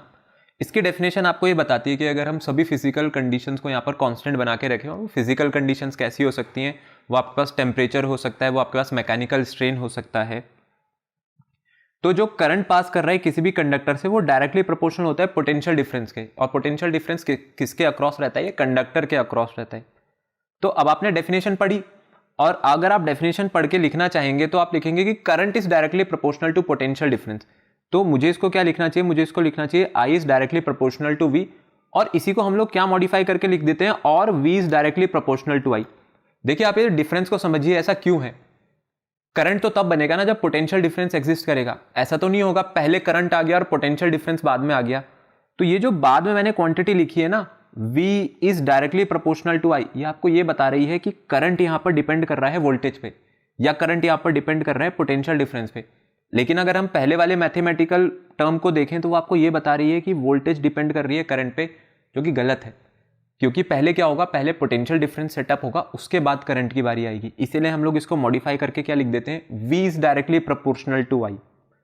अब जब भी प्रोपोर्शनलिटी कांस्टेंट हटता है, तो प्रोपोर्शनलिटी कांस्टेंट हटाने पर हमें कांस्टेंट इंट्रोड्यूस करना है। तो जब ये प्रोपोर्शनलिटी कांस्टेंट की जगह हम लोग नई टर्म लेकर के आते हैं, इसका नाम होता है रेजिस्टेंस R। तो ये है आपके पास ओम्स लॉ, और ओम्स लॉ आपको बताता है V इक्वल्स टू IR। अब बात ये आती है कि ये रेजिस्टेंस क्या है। देखिए आपके पास जो रेजिस्टेंस है, रेजिस्टेंस को अभी हम आगे अगर समझें, इसकी थोड़ी देर में बात करते हैं कि रेजिस्टेंस होती क्या है। V इक्वल्स टू IR जो है, ये आपके पास ओम्स लॉ की स्टेटमेंट है। लेकिन मेनली अगर हम लोग देखें तो यहाँ पर V किस पे डिपेंड कर रहा है, करंट किस पे डिपेंड कर रहा है, करंट यहाँ पर डिपेंड कर रहा है पोटेंशियल डिफरेंस पे। अगर हम लोग पोटेंशियल डिफरेंस को हाफ कर दें तो करंट की वैल्यू भी क्या हो जानी चाहिए, half, because they both are directly proportional to each other. और अगर हम लोग पोटेंशियल डिफरेंस डबल कर दें तो करंट भी क्या हो जाएगा, यहाँ पर डबल। लेकिन अगर रेजिस्टेंस के साथ हम लोग इस चीज को कंपेयर करें कि रेजिस्टेंस के साथ क्या चीज निकल करके आएगी, करंट को अगर मैं रेजिस्टेंस से कंपेयर करूं, एक फॉर्मूला बनाने की कोशिश करते हैं करंट और रेजिस्टेंस के बीच में। आई किसके इक्वल आएगा, यहां से आई आएगा आपके पास V बाय R के इक्वल। अब आप रेजिस्टेंस को देखो, अगर मैं रेजिस्टेंस और करंट को कंपेयर करूं तो ये तो एक दूसरे के इनवर्सली प्रोपोर्शनल हो गए। अगर मैं रेजिस्टेंस बढ़ाता हूं तो करंट कम हो जाएगा, और अगर मैं रेजिस्टेंस कम करता हूं तो करंट बढ़ जाएगा, because they both are inversely proportional to each other. तो अगर हम रेजिस्टेंस को हाफ कर दें तो करंट की वैल्यू मुझे डबल मिलने लग जाएगी, और अगर मैं रेजिस्टेंस की वैल्यू डबल कर दूं तो मुझे करंट की वैल्यू हाफ मिलने लग जाएगी। तो यह है दोनों बातों में फर्क कि क्या होता है आपके पास डायरेक्टली प्रोपोर्शनल और क्या होता है इनवर्सली प्रोपोर्शनल। अब हम समझते हैं यहां से रेजिस्टेंस को कि किसी भी कंडक्टर की रेजिस्टेंस होती क्या है। देखिए जैसे जब आप फ्लोर पे चलने की कोशिश करते हैं, अगर हम लोग मोशन की बात करें तो फ्लोर पर जो चीज़ आपको मोशन करने से रोकती है उसका नाम क्या है? उसका नाम है फ्रिक्शन। तो जैसे फ्लोर पर फ्रिक्शन है वैसे ही कंडक्टर्स में रेजिस्टेंस है, क्योंकि कंडक्टर्स में कौन फ्लो करने की कोशिश कर रहे हैं, वहां पर कौन चलने की कोशिश कर रहे हैं, वहां पर इलेक्ट्रॉन्स का फ्लो बनने वाला है। तो इलेक्ट्रॉन्स के फ्लो को कौन रोकना चाहता है? इलेक्ट्रॉन्स के फ्लो को रोकना चाहता है रेजिस्टेंस। तो रेजिस्टेंस का काम क्या है? रेजिस्टेंस का काम है इलेक्ट्रॉन के फ्लो में ऑब्स्ट्रक्शन ऑफर करने का। और वैसे ही जैसे हम लोग जब मोशन करने की कोशिश करते हैं फ्लोर पे, तो वहां पर हमारे पाथ में ऑब्स्ट्रक्शन कौन ऑफर करता है? फ्रिक्शन। तो अब इलेक्ट्रॉन्स फ्लो करने की कोशिश कहां करेंगे? कंडक्टर्स में, बिकॉज इंसुलेटर्स में तो ये चीज पॉसिबल नहीं है। तो कंडक्टर्स के केस में हम लोग हमेशा किसको जोड़ते हैं? रेजिस्टेंस को। जहां भी आपके पास कंडक्टर टर्म आएगी वहां पर आपको रेजिस्टेंस भी पढ़ाया जाएगा। ये जो रेजिस्टेंस है, रेजिस्टेंस को हम लोग डिनोट करते हैं कैपिटल आर से, और इसकी जो एसआई यूनिट है, इसकी एसआई यूनिट रहती है ओम। अब इसकी एसआई यूनिट जो ओम है, इसका सिंबल जो हम लोगों ने बनाया है, सिंबल को नाम दिया जाता है ओमेगा। और इसका सिंबल जैसे आप देख सकते हैं ये होता है हमारे पास ओमेगा का सिंबल। अब जो रेजिस्टेंस है, रेजिस्टेंस का काम क्या है? रेजिस्टेंस का काम है यहाँ पर करंट के फ्लो को अपोज करना। और करंट का फ्लो आपके पास क्या होता है? करंट का फ्लो एक सेकेंडरी थिंग है। आपके पास जो प्राइमरी चीज़ है वो है कि एटलीस्ट मेरे पास इलेक्ट्रॉन का फ्लो तो बने। जब तक इलेक्ट्रॉन का फ्लो नहीं बनेगा तब तक आप यहाँ पे करंट की भी बात नहीं कर सकते। तो करंट जब भी बनाया जाएगा उसके लिए आपके इलेक्ट्रॉन का जो फ्लो है वो होना ज़रूरी है। और आर की अगर हम बात करें तो आर इक्वल्स टू V/I, जिसका फॉर्मूला हम पहले ही देख चुके हैं कि रेजिस्टेंस अगर आपको निकालनी है ओम्स लॉ के थ्रू तो वो कैसे निकाली जा सकती है? V/I करके। अब इसके बाद इसमें बहुत इंपॉर्टेंट चीज़ आती है, ये है आपके पास V वर्सेस I ग्राफ, कि ये VI ग्राफ क्या है। अगर हम लोग एक यहाँ पर ग्राफ प्लॉट करें करंट और वोल्टेज के बीच में, और यहाँ से रेजिस्टेंस को समझे कि यहाँ से आप रेजिस्टेंस कैसे निकाल सकते हो, तो देखो एक ग्राफ हम लोग यहाँ पे बना लेते हैं। मैं एक्स एक्सिस पर यहाँ पर प्लॉट करने जा रहा हूँ V को, और वाई एक्सिस पर प्लॉट करूँगा यहाँ पर I को। V मतलब पोटेंशियल डिफरेंस, और I आपके पास क्या हो गया? ये हो गया आपके पास करंट।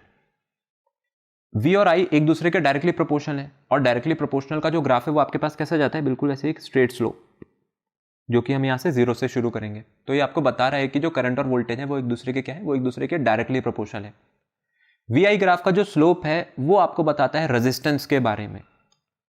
तो slope of VI graph gives resistance.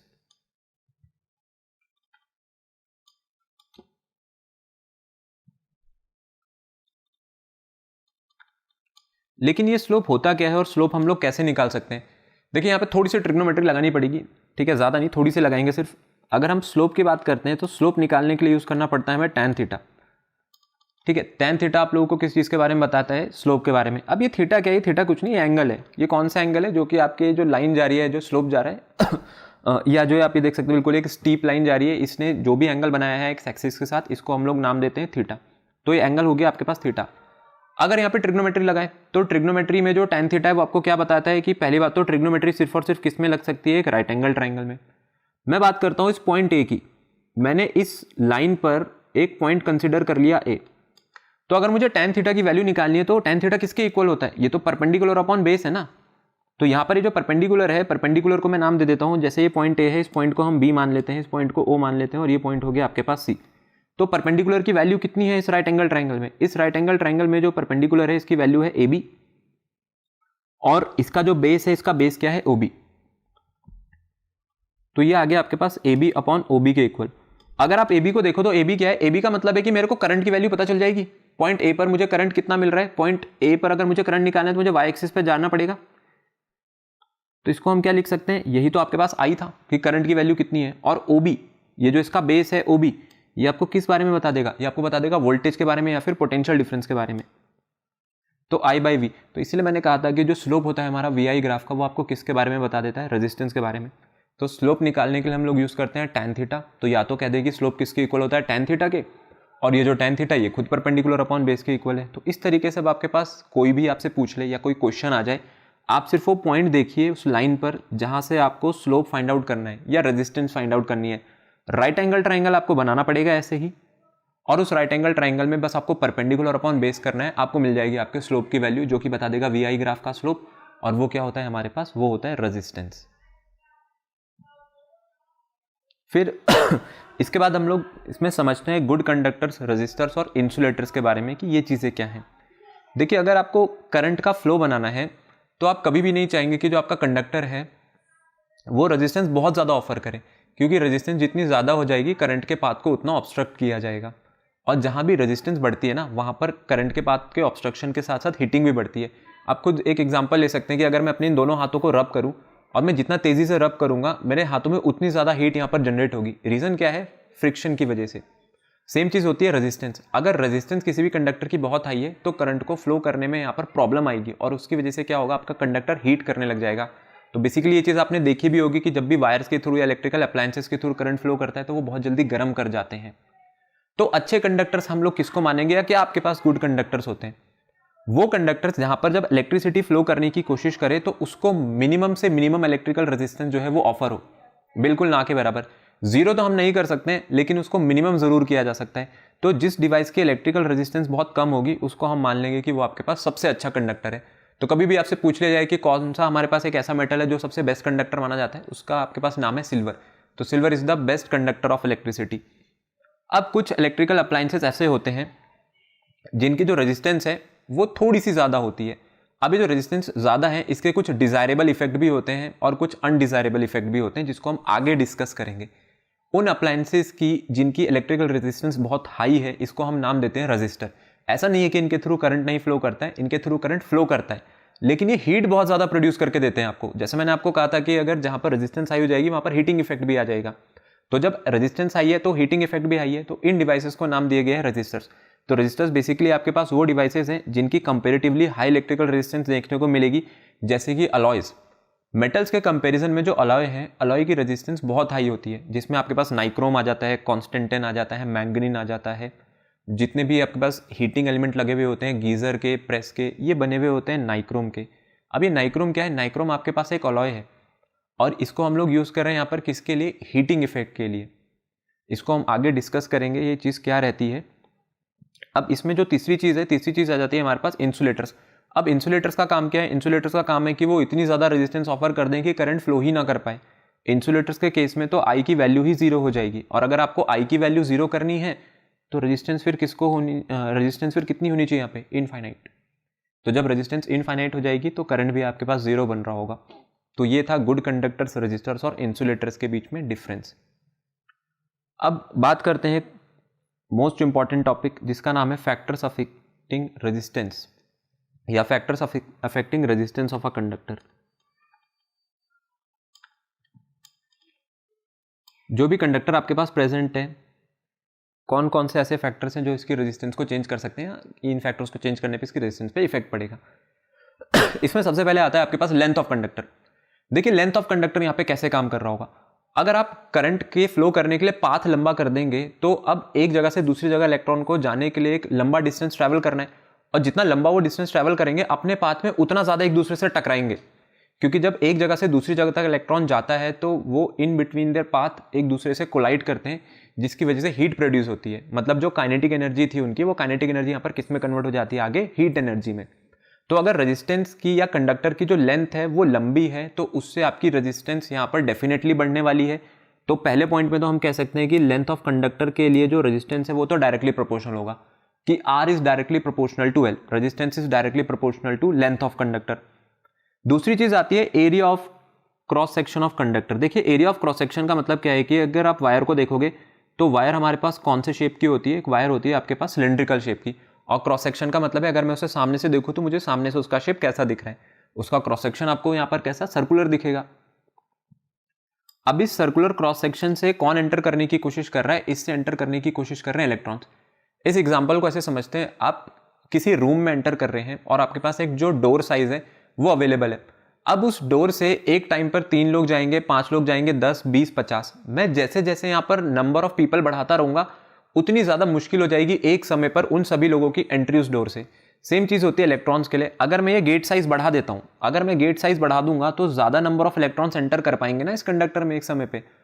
तो यहां पर जो इलेक्ट्रॉन का फ्लो है वो स्मूथ बना रहेगा अगर आपने एरिया ऑफ क्रॉस सेक्शन बढ़ा रखा है, तो इससे आपके करंट की वैल्यू बढ़ेगी।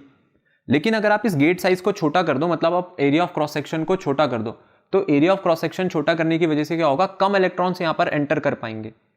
तो एरिया ऑफ क्रॉस सेक्शन की अगर बात करें तो एरिया ऑफ क्रॉस सेक्शन के जो रेजिस्टेंस है वो आपके पास इनवर्सली प्रोपोर्शनल हो जाएगी, क्योंकि जितना कम एरिया ऑफ क्रॉस सेक्शन उतनी ज्यादा रेजिस्टेंस। ऑब्स्ट्रक्शन आप यहां पर ऑफर कर रहे हो ना, आप यहां पर इलेक्ट्रॉन्स को अंदर एंटर करने से रोक रहे हो। जैसे हमने यहां पर कुछ लोगों को अंदर एंटर करने से रोका था उस डोर में, तो अगर आप एरिया ऑफ क्रॉस सेक्शन बढ़ा दो तो रेजिस्टेंस कम हो जाएगी, क्योंकि अब ज़्यादा चार्ज एंटर कर पाएगा एक पर्टिकुलर टाइम पे।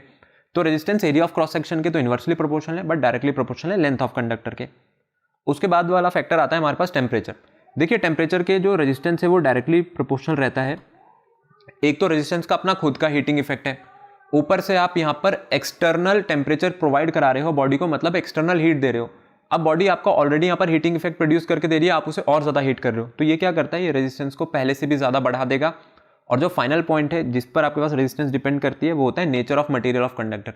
देखिए अगर मैं ये सारी चीज़ें ना कांस्टेंट कर दूं, मैं बोलता हूं कि हम लोग टेम्परेचर चेंज नहीं कर रहे हैं, टेम्परेचर आपके पास कांस्टेंट रहेगा, और मैं आपके पास 4 अलग अलग मटेरियल की वायर लेकर के आया, लेकिन उनके लेंथ और एरिया ऑफ क्रॉस सेक्शन बराबर है, तो क्या अब इन सबकी रेजिस्टेंस भी बराबर हो जाएगी? तो देखिए नहीं, रेजिस्टेंस यहाँ पर बराबर नहीं हो सकती है, क्योंकि जो नेचर ऑफ मटीरियल है वो सभी का डिफरेंट है। एल्यूमिनियम की अपनी कुछ और रेजिस्टेंस होगी, कॉपर की कुछ और, सिल्वर की कुछ और आयरन की कुछ और। तो इसीलिए जो सिल्वर है, सिल्वर आपका बेस्ट कंडक्टर माना जाता है। अगर मैं चारों वायर में सिलेक्ट करूं कि मेरे को कौन सा बेस्ट कंडक्टर मिलेगा यहाँ पर देखने को, तो वो सिल्वर रहेगा। और वहीं पर आपके पास जो अलॉयज होते हैं, अलॉयज की resistance as compare to metals बहुत ज़्यादा हाई है,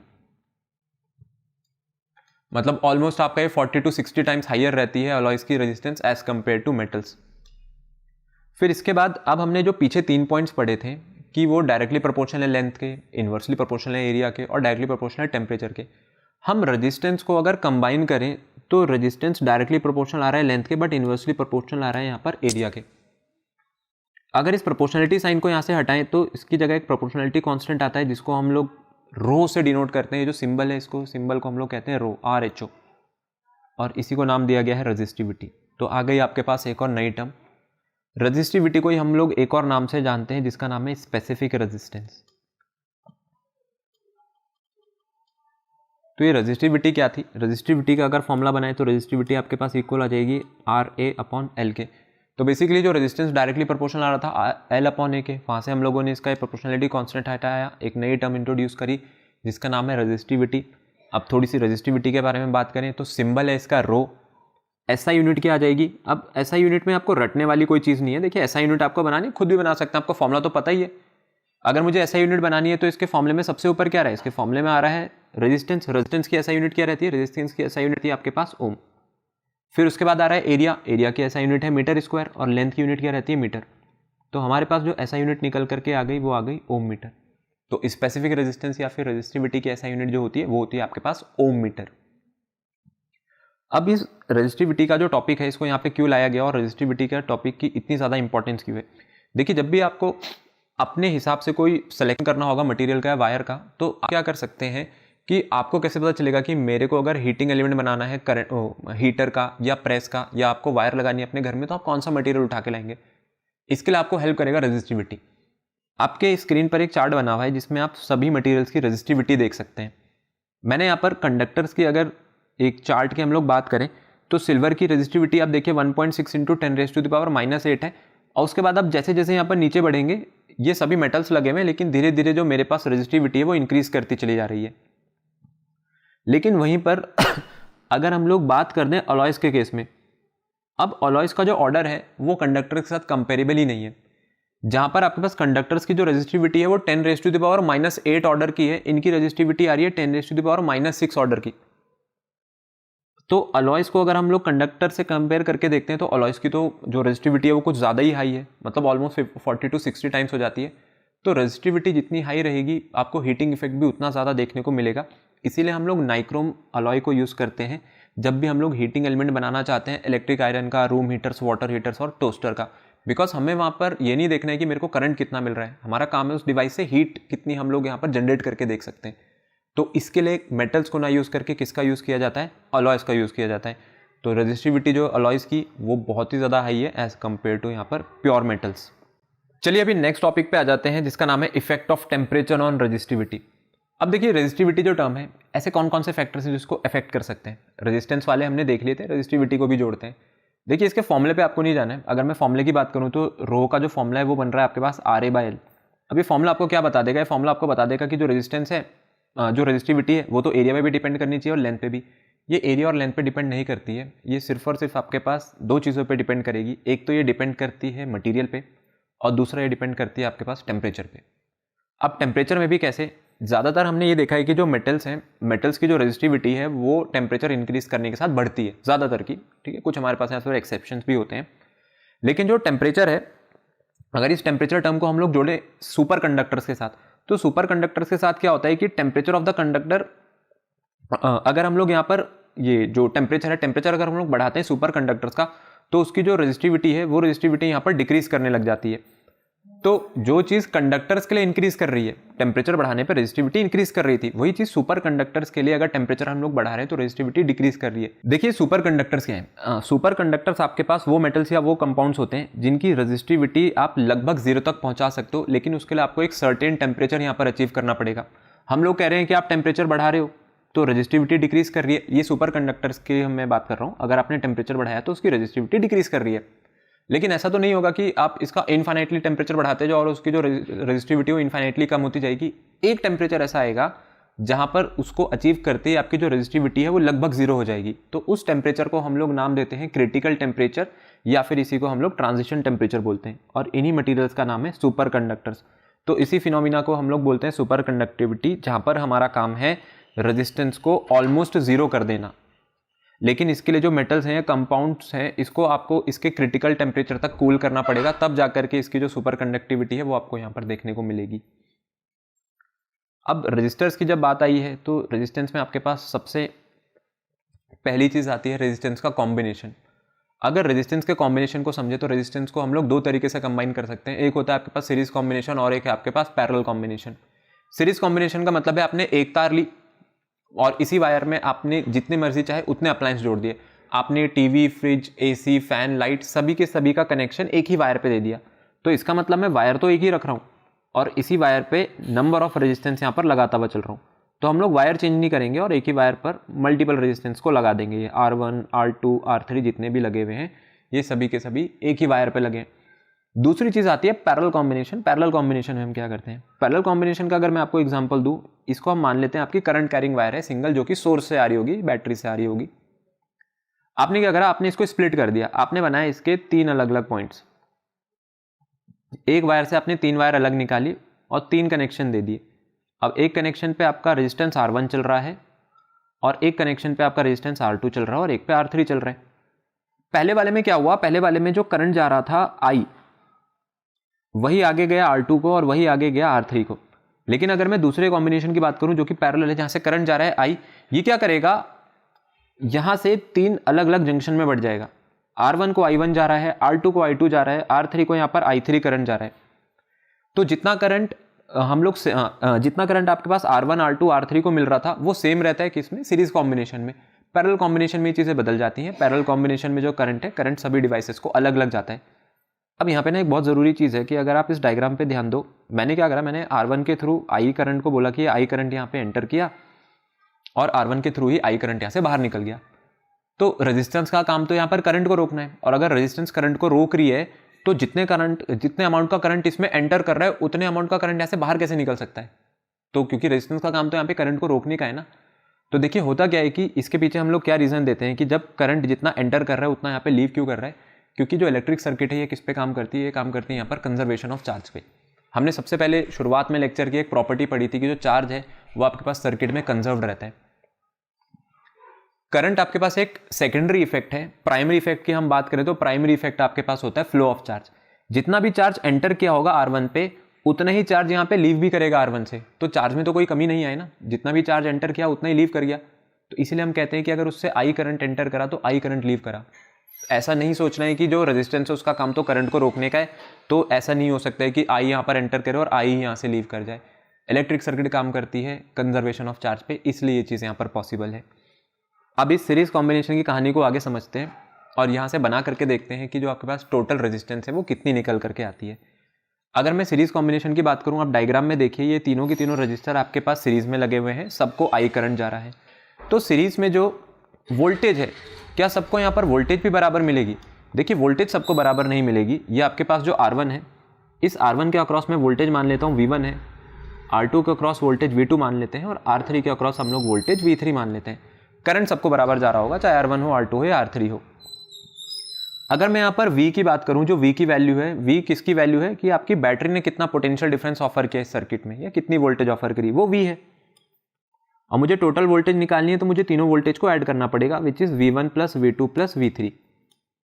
अब ये V1 plus V2 plus V3 अगर हम करें और यहाँ पर लगाए ओम्स लॉ, V क्या है, V है हमारे पास टोटल वोल्टेज, तो V इक्वल्स टू IR होता है, और R भी कौन सा मान लिया मैंने, टोटल वाला। तो V1 किसके इक्वल आएगा, V1 आएगा IR1, V2 आएगा IR2 और V3 आएगा आपके पास IR3। तो यहाँ पे जो राइट हैंड साइड है इसमें I कॉमन है, I कॉमन ले लेते हैं और ये बन जाएगा R1 plus R2 plus R3, और लेफ्ट हैंड साइड में हमारा I इंटू टोटल रेजिस्टेंस। ये I से इस I को कैंसिल कर दें तो टोटल रेजिस्टेंस किसके इक्वल आ जाती है यहाँ पर, R1 plus R2 plus R3 के।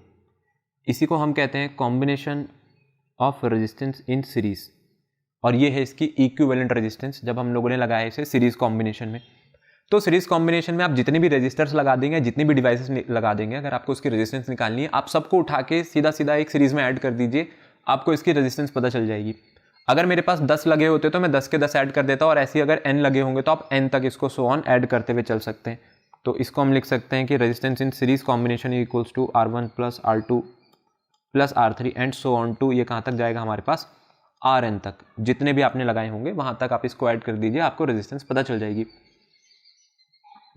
तो पहला सीरीज कॉम्बिनेशन जो था उसकी आपके पास जो इक्विवेलेंट रेजिस्टेंस आ रही है, आप खुद देख सकते हैं कि वो अल्टीमेटली बढ़ करके ही निकल करके आएगी। सीधी सी बात है, अगर मैं 2-2 ओम के 3 रजिस्टर भी लगा दूँ ना, तो जो टोटल रेजिस्टेंस है सर्किट की वो 6 ओम हो जाएगी, 2 + 2 + 2। लेकिन इसी को अगर पैरेलल कॉम्बिनेशन में देखें, यहाँ पर कहानी थोड़ी सी बदल जाएगी कि पैरेलल कॉम्बिनेशन में ये चीज़ क्या होती है। देखिए पैरेलल में जो वोल्टेज है ये वोल्टेज स्प्लिट नहीं होती है। अगर आपके सोर्स ने V वोल्टेज दी है तो R2 के अक्रॉस भी V जा रहा है और R1 के अक्रॉस भी V ही वोल्टेज अवेलेबल है, क्योंकि दोनों सेम टर्मिनल्स के अक्रॉस यहाँ पर कनेक्टेड है। तो यहाँ पर V की वैल्यू तो चेंज नहीं हुई, लेकिन जो चीज़ चेंज होती है उसका नाम है करंट। करंट I आ रहा था आपके सोर्स से, R1 को गया I1 करंट, और जो I2 करंट है वो किसको जा रहा है यहाँ पर, R2 को। अगर मैं यहाँ से बात करूँ करंट की, विच इज़ I को हम किसके इक्वल लिख सकते हैं, I को हम लोग लिखेंगे I1 प्लस I2, क्योंकि जो I1 I2 अगर मैं उन दोनों को जोड़ दूं तो वो I की वैल्यू दे देगा आपको टोटल करंट की। और I किसके इक्वल था, I आपके पास इक्वल होता है V/R के, और ये कहाँ से आता है, ये आया था ओम्स लॉ से। और इस R को मैं नाम दे देता हूँ, ये है टोटल रेजिस्टेंस। लेकिन जो इंडिविजुअल करंट था I1, इसकी वैल्यू क्या हो जाएगी V/R1, और I2 की वैल्यू क्या हो जाएगी V/R2। अब इसमें हम लोगों के पास राइट हैंड साइड में V कॉमन है, तो V कॉमन लेके बचेगा 1/R1 प्लस 1/R2। तो यहाँ से अगर हम लोग इस V से V को कैंसिल कर दें तो V से V को कैंसिल करने पे आपको मिल जाएगी टोटल रेजिस्टेंस, और वो किसके इक्वल आ गई, 1/R1 प्लस 1/R2। तो ये होता है आपके पास पैरेलल कॉम्बिनेशन। अगर मैं यहाँ से टोटल जो रेजिस्टेंस है इसकी वैल्यू आपको निकाल करके बताऊँ, तो इसकी जो टोटल रेजिस्टेंस है वो निकाल करके आ जाएगी हमारे पास R1 प्लस R2, 1/R की वैल्यू निकालते हैं, 1/R टोटल की वैल्यू हो जाएगी आपके पास R1 plus R2 upon R1 R2। कुछ नहीं किया है, सिर्फ एलसीएम लिया है। तो टोटल रेजिस्टेंस यहाँ से बन गई R1 R2 bye R1 plus R2। ये है आपकी टोटल रेजिस्टेंस जब मैंने 2 रजिस्टर लगाए हुए हैं। आप n लगा दो तो इस फॉर्मूले में आपको कुछ भी चेंज नहीं करना है, फॉर्मूला यही रहेगा 1/R1 प्लस 1/R2, और ये कहाँ तक चला जाएगा, सो ऑन टू 1/Rn तक। अब आप खुद देखो कि यहाँ पर जो रेजिस्टेंस है ना, टोटल रेजिस्टेंस, वो पहले के मुकाबले जो है वो कम हो जाएगी। इसको अगर हम एक प्रैक्टिकल सिचुएशन लेकर के चलें कि एक सॉल्व ही कर करके देख लेते हैं। मैं 2 रेजिस्टेंस कंसिडर करता हूँ, एक R1 है 2 ओम, एक R2 है, इसको भी 2 ओम मान लेते हैं। अगर मुझे टोटल रेजिस्टेंस निकालनी है पैरेलल की, तो 1/R parallel equals to 1/2 plus 1/2 करेंगे, तो रेजिस्टेंस इन पैरेलल कॉम्बिनेशन आधा और आधा 1 हो जाएगा, 1 ओम। तो पैरेलल कॉम्बिनेशन के लिए रेजिस्टेंस कितनी निकल करके आ गई, 1 ओम। तो जब मैंने 2 रजिस्टर्स जोड़ दिए यहाँ पर पैरेलल में, जो कि 2-2 ओम के थे, उनकी टोटल रेजिस्टेंस 1 ओम आ रही है, जबकि 1 ओम उनकी इंडिविजुअल भी नहीं थी, तो उससे भी कम हो गई। तो ये फायदा है पैरेलल कॉम्बिनेशन का। पैरेलल कॉम्बिनेशन क्या करके देता है आपको, जो ओवरऑल रेजिस्टेंस की वैल्यू है ना, इसको सर्किट में कम करके देगा। इसीलिए हम लोग पैरेलल कॉम्बिनेशन को प्रेफर करते हैं अपने घरों में, जहाँ भी आपको ज़्यादा अप्लाइंसेस चलाने हैं, कुछ हैवी अप्लाइंसेस चलाने हैं, तो वहाँ पर आप पैरेलल कॉम्बिनेशन यूज़ करोगे, ना कि सीरीज़ कॉम्बिनेशन, जिसकी अभी हम आगे इस चैप्टर में बात करेंगे। अभी आने वाला है आपके पास वो टॉपिक। तो जैसे मैंने बात करी थी कि डोमेस्टिक इलेक्ट्रिक सर्किट्स में हम लोग पैरेलल कॉम्बिनेशन यूज़ कर सकते हैं। आप स्क्रीन पे देखिए कि यहाँ पर ना 2 एग्जाम्पल आपको दिए गए हैं। अब ये जो पहला वाला एग्जाम्पल है, ये पहला वाला एग्जाम्पल है हमारे पास सीरीज कॉम्बिनेशन का, और जो दूसरा वाला एग्जाम्पल है आपके पास ये है पैरेलल कॉम्बिनेशन का। अब ये जो सीरीज कॉम्बिनेशन है, सीरीज कॉम्बिनेशन में आप देखिए कि मैं वायर चेंज नहीं कर रहा हूँ, मेरे पास एक ही वायर है और इसी वायर से मल्टीपल बल्ब्स मैंने लगाए हुए हैं। जैसे दिवाली में हम लोग लड़ी लगाते हैं जिसमें बहुत सारे छोटे छोटे एलईडी बल्ब्स लगे होते हैं, तो वायर तो एक ही होती है, आपने एक ही वायर में कई सारे बल्ब जोड़ दिए। अब आपको क्या करना है, ले जाकर के बस उसको स्विच में लगाना है, उसके बाद आपकी वो जो लड़ी है वो जलने लग जाएगी। तो एक ही वायर पे आपने मल्टीपल डिवाइसेस के कनेक्शन दे दिए, इसको कहते हैं सीरीज कॉम्बिनेशन। एक एक बल्ब एक दूसरे के बाद लगा हुआ है और ये बना रहा है आपका सीरीज कॉम्बिनेशन, क्योंकि हम वायर चेंज नहीं कर रहे हैं। दूसरा जो आपके पास बना हुआ है डायग्राम, ये है पैरेलल कॉम्बिनेशन। पैरेलल कॉम्बिनेशन में आप देखिए कि ये जो मेरे पास मेन वायर जा रही है जो कि लाइव वायर है, इससे मैंने अलग अलग वायर्स निकाले हुए हैं। तो एक वायर ऐसी थी जो कि आपकी सोर्स से आ रही है जिसके पास यहाँ पर करंट है, उससे मैं अलग अलग वायर्स निकाल करके अलग अलग डिवाइसेस को सप्लाई दे रहा हूँ। तो ये बना रखा है यहाँ पर हमने सीरीज, ये बना रखा है हम लोगों ने यहाँ पे पैरेलल कॉम्बिनेशन। तो ये जो सेकंड वाला कनेक्शन है ना, ये सेकंड वाला कनेक्शन हम लोग यूज़ करते हैं अपने घरों में। और इसको हम लोग घरों में क्यों यूज़ करते हैं, देखिए सिंपल सी बात है कि आपको अपने घर में अगर टीवी चलाना है तो उसका आपके पास स्विच सेपरेट होगा। आप नहीं चाहते हो कि अगर मैं टीवी ऑन करूँ तो उसके साथ साथ लाइट भी ऑन हो जाए। अब जो लड़ी का अगर हम एग्जांपल ले, जो दिवाली में हमारे पास लड़ी होती है, अगर मैं उसको एक बार स्विच से लगा देता हूँ तो सारी की सारी जलेंगी, और अगर निकाल देता हूँ तो सारी की सारी बंद हो जाएंगी। लेकिन हम लोग घरों में ऐसा नहीं कर सकते। अगर मेरे को टीवी चलाना है तो टीवी ही चलाना है, और फ्रिज चलाना है तो फ्रिज ही चलाना होगा। तो हम लोगों ने सेपरेट स्विच दे दिए सभी डिवाइसेस को अपने अलग अलग। तो ये फ़ायदा है पैरेलल कॉम्बिनेशन का। फिर जो ये डोमेस्टिक इलेक्ट्रिक सर्किट होती है, डोमेस्टिक इलेक्ट्रिक सर्किट में जब आपके पास वायर्स की बात करी जाती है, आप देखेंगे कि वायर्स में ना अलग अलग कलर्स आपको देखने को मिलेंगे। इसकी क्या इंपॉर्टेंस है? अब इसकी इंपॉर्टेंस ये होती है कि आपके पास जितने भी इलेक्ट्रीशियंस होते हैं, जब आपके घरों में आएंगे वो, तो उनको नहीं पता है कि आपके घरों की वायरिंग पहले कैसे हुई होगी। अब उसको तो नहीं पता है कि इसमें से कौन सी ऐसी वायर है जो करंट कैरी कर रही है, कौन सी इसमें से न्यूट्रल है, कौन सी इसमें से अर्थ है। तो इसके लिए कुछ कलर कोड सेट कर दिए गए थे। अगर मैं पहले के कलर कोड की बात करूँ तो जो आपके पास लाइव वायर होती है उसका कलर कोड होता है रेड। घरों में जो भी हम लोग अपनी लाइव वायरिंग कराते हैं, लाइव वायर का मतलब एक ऐसी वायर जिसमें आपके पास करंट आ रहा है सोर्स से, वो रेड कलर की होती है। एक दूसरी वायर यहाँ पे लगी हुई होती है जो कि है आपके पास ब्लैक कलर की, इसको हम लोग नाम देते हैं न्यूट्रल वायर। न्यूट्रल वायर का काम क्या है? न्यूट्रल वायर का काम है कि जो करंट आपके पास लाइव वायर से आकर के जब डिवाइस को मिल गया, तो ये इसको यहाँ से लेकर के वापस जाती है आपके मेन डिस्ट्रीब्यूशन बॉक्स तक या सोर्स तक, जिससे करंट का जो पाथ है ना वो कंप्लीट हो सके। जब तक आपका सर्किट क्लोज नहीं होगा करंट फ्लो नहीं कर सकता है। तो आप देखिए, जैसे मैंने आपको डायग्राम में दिखाया हुआ है, ये आपने करंट का पाथ क्या कर दिया, क्लोज कर दिया। तो लाइव वायर का काम है सोर्स से करंट को लेकर के आना, और न्यूट्रल वायर का काम क्या है, अप्लायंस से करंट को वापस लेकर के जाना सोर्स तक। अब इसमें एक तीसरी वायर होती है जो कि होती है ग्रीन कलर की, which is called earthing wire. Earthing wire का काम क्या है कि कभी भी अगर आपके अप्लायंस को ना एक्स्ट्रा करंट मिल जाए, आपके घरों में कभी भी ज़रूरत से ज़्यादा करंट आ गया, तो हो सकता है वो अप्लायंस जो है उसमें आपको कोई ना कोई फॉल्ट मिलने के जो चांस है वो बढ़ जाते हैं। तो डिवाइस में कोई फॉल्ट ना आ जाए, या वो डिवाइस ख़राब ना हो जाए, या कहीं ऐसा ना हो कि मिस हैंडलिंग की वजह से आपको ही करंट लग जाए। जैसे कि माइक्रोवेव्स होते हैं, माइक्रोवेव्स की जो बॉडी है उसको तो हम ऐसे फिजिकली टच कर सकते हैं। अब उसकी बॉडी में अगर एक्स्ट्रा करंट आ गया, आपने उसका डोर पकड़ा तो आपको करंट लग जाएगा। तो उसके लिए क्या लगाई हुई थी? उसके लिए लगाई हुई थी हमने ये अर्थ वायर। अर्थ वायर का काम है एक्सेसिव करंट को वापस ले जाना, कहाँ की तरफ? अर्थ की तरफ। अर्थ के पास इनफाइनाइट कंडक्टेंस है, वो एक ऐसी आपके पास बॉडी है जो कि जितना मर्जी चाहे उतना चार्ज स्टोर कर सकती है। तो अर्थिंग वायर सीधा सीधा कनेक्टेड होती है ग्राउंड से या फिर अर्थ से, कि जो भी एक्सेसिव करंट आया वो जा करके आपके अर्थ को वापस मिल जाता है। तो लाइव वायर का आपको यहाँ पर कलर याद रखना है। लाइव वायर का कलर होता है हमारे पास रेड, न्यूट्रल वायर का यहाँ पर कलर होता है ब्लैक, और वही जो आपके पास ये अर्थ वायर है इसका कलर होता है हमारे पास ग्रीन।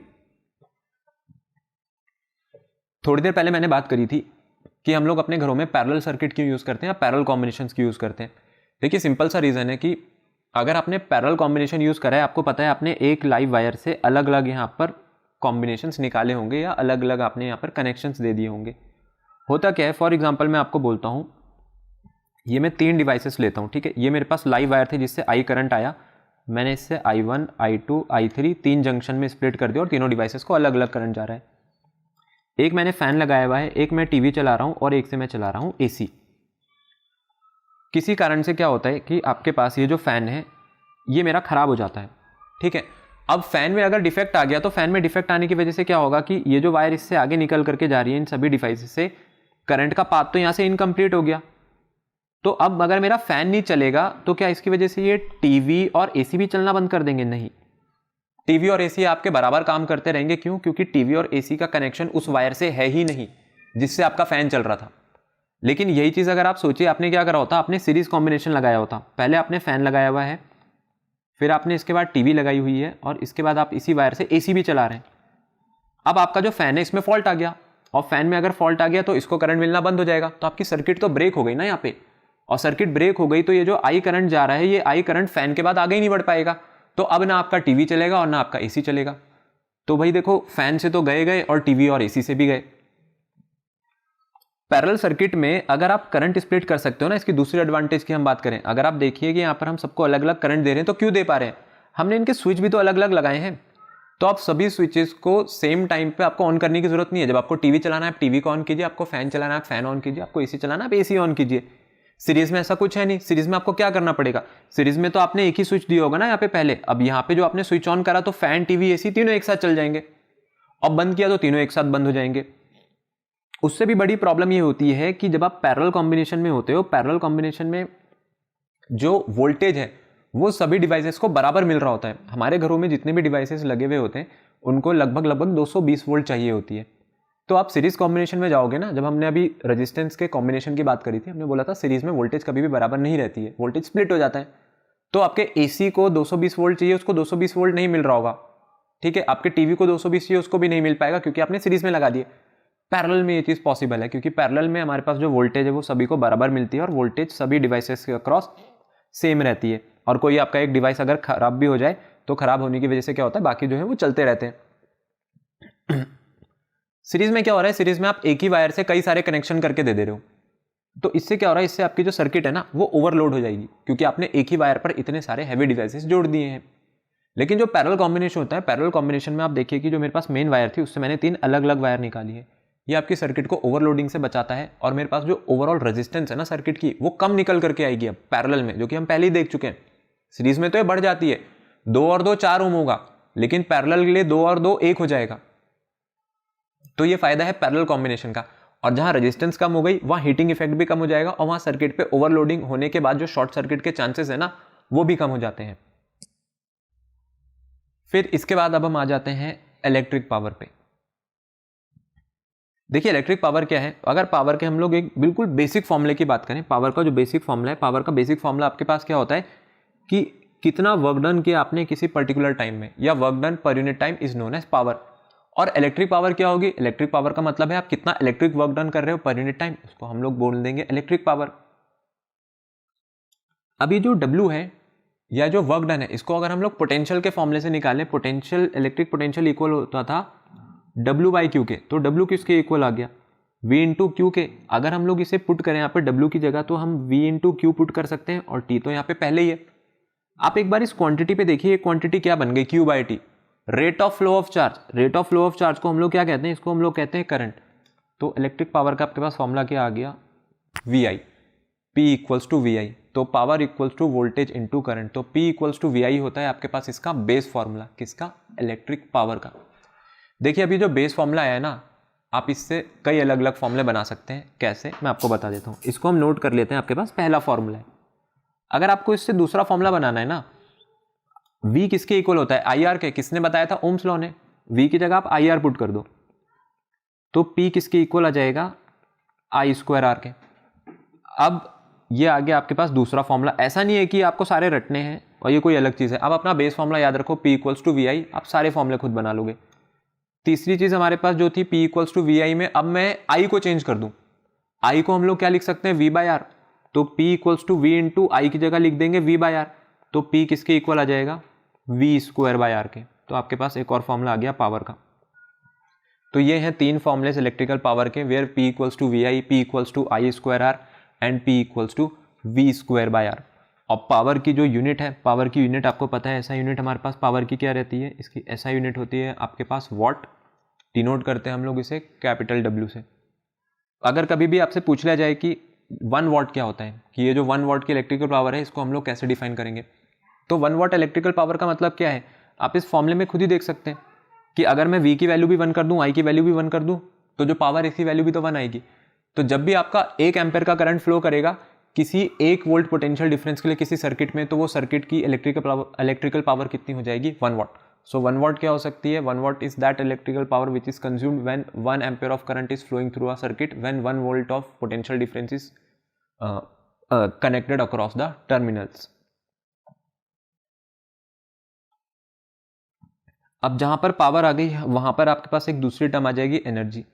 देखिए जो वर्क डन होता है हमारे पास, यही वर्क डन आगे कन्वर्ट हो जाता है इलेक्ट्रिकल एनर्जी में। जो भी आप इलेक्ट्रिकल वर्क डन करते हैं, ये इलेक्ट्रिकल वर्क डन आगे कन्वर्ट होता है इलेक्ट्रिकल एनर्जी में। तो अगर हम लोग P की बात करें तो यहाँ से P का फॉर्मूला था VI, ठीक है। और जो बेस फॉर्मूला होता है पावर का बेसिक फॉर्मूला होता है आपके पास W/T। तो एनर्जी, इस वर्क डन को आप क्या कह रहे हो, इस वर्क डन को हम लोग कह रहे हैं कि वर्क डन को आप एनर्जी लिख दो। तो P = E/T भी तो हो सकता है। तो एनर्जी किसके इक्वल हो गई यहाँ से, P × T के। तो इलेक्ट्रिकल एनर्जी का फॉर्मूला क्या आ जाएगा, P की जगह हम लोग लिखेंगे VI × T, तो E = VIT। और ये है आपके पास इलेक्ट्रिकल पावर, जहां पर VIT और पावर का एक दूसरा फॉर्मूला भी होता था, P = V² और P = I²R। अगर पावर के 3 फॉर्मूले हैं तो ये जो इलेक्ट्रिकल एनर्जी है इसके भी कितने फॉर्मूले आएंगे, इसके भी 3 आएंगे। सेकंड फॉर्मूले की बात करें तो सेकंड फॉर्मूला अगर मेरे को बनाना है तो सेकंड फॉर्मूला बनाने के लिए हम लोग क्या करेंगे, आपने जहां पर भी इस फॉर्मूले में, ये तो आपका बेसिक फॉर्मूला है E = P × T, इसमें आपने पावर की जगह VI पुट किया ना, अब आप पावर की जगह यहाँ पर पुट कर दो V²/R। तो एनर्जी की यहाँ से जो फॉर्मूला है इलेक्ट्रिकल एनर्जी का वो निकल करके आ जाएगा V²/R × T। और तीसरा फॉर्मूला हमारे पास एनर्जी का आ जाएगा यहाँ से I²RT। ये है आपके पास 3 फॉर्मूले इलेक्ट्रिकल एनर्जी के। यूनिट में कोई चेंज नहीं आता। यूनिट अगर हम लोग इसकी एनर्जी की यूनिट बात करें तो ऐसा यूनिट क्या रहती है हमारे पास एनर्जी की, वो है जूल। सेम वही यूनिट जो कि वर्क की होती है। अब अगर हम लोग अपने घरों की बात करें या एक बड़े स्केल पे बात करें जहाँ पर आपके पास मल्टीपल अप्लायंसेस चल रहे होंगे जो कि काफ़ी देर के लिए यूज़ होते हैं, तो यहाँ से एक नई टर्म आती है जिसका नाम है commercial unit of electrical energy. Commercial unit का मतलब है अगर हम लोग एक बड़े स्केल पे बात करें, बड़े स्केल पर इलेक्ट्रिकल एनर्जी की यूनिट क्या होती है। देखिए कमर्शियल स्केल पर या commercial unit of electrical energy में आता है आपके पास किलोवाट आवर। ये किलोवाट आवर क्या है, देखिए किलोवाट आवर को अगर हम लोग इसी चीज़ से समझें जो अभी हम लोगों ने एक फॉर्मूला लिखा था, वहाँ से अगर हम लोग किलोवाट आवर समझना चाहें तो उस चीज़ को हम कैसे निकाल सकते हैं। तो देखिए अगर इस किलोवाट आवर की बात करें कि ये 1 किलोवाट आवर किसके इक्वल होगा और इसको commercial unit of electrical energy जो हम लोग बोल रहे हैं इसमें कितने हमारे पास जूल्स निकल करके आएंगे। तो 1 किलोवाट आवर को अगर हम लोग लिखें तो इस किलोवाट को हम लोग चेंज कर सकते हैं वाट में, तो ये 1000 वाट के इक्वल आएगा। और 1 घंटे में कितने सेकेंड होते हैं, देखिए मिनट्स भी 60 होते हैं और 1 मिनट में कितने सेकेंड है 60, तो मुझे 2 बार 60 से मल्टीप्लाई करना पड़ेगा। अब ये सेकेंड में आ गया, तो मेरे पास जो टोटल वैल्यू है इसकी टोटल वैल्यू कितनी बन रही है यहाँ पर 3600 × 1000 और ये आ रहा है वॉट सेकेंड। अब ये वॉट सेकेंड क्या है, वॉट सेकेंड को हम लोग कहते हैं जूल। अब ये मेरे को कैसे पता चला कि इसको जूल कहते हैं, देखिए अगर आप एनर्जी का फॉर्मूला देखेंगे ना, एनर्जी का फॉर्मूला होता है पावर × टाइम। पावर की यूनिट होती है वॉट, टाइम की यूनिट होती है सेकेंड और एनर्जी की यूनिट क्या होती है जूल। इसका मतलब जहां भी वॉट सेकेंड लिखा होगा वॉट सेकेंड हो जाएगा आपके पास जूल। और इसी को हम लोग लिख सकते हैं 3.6 × 10⁻⁶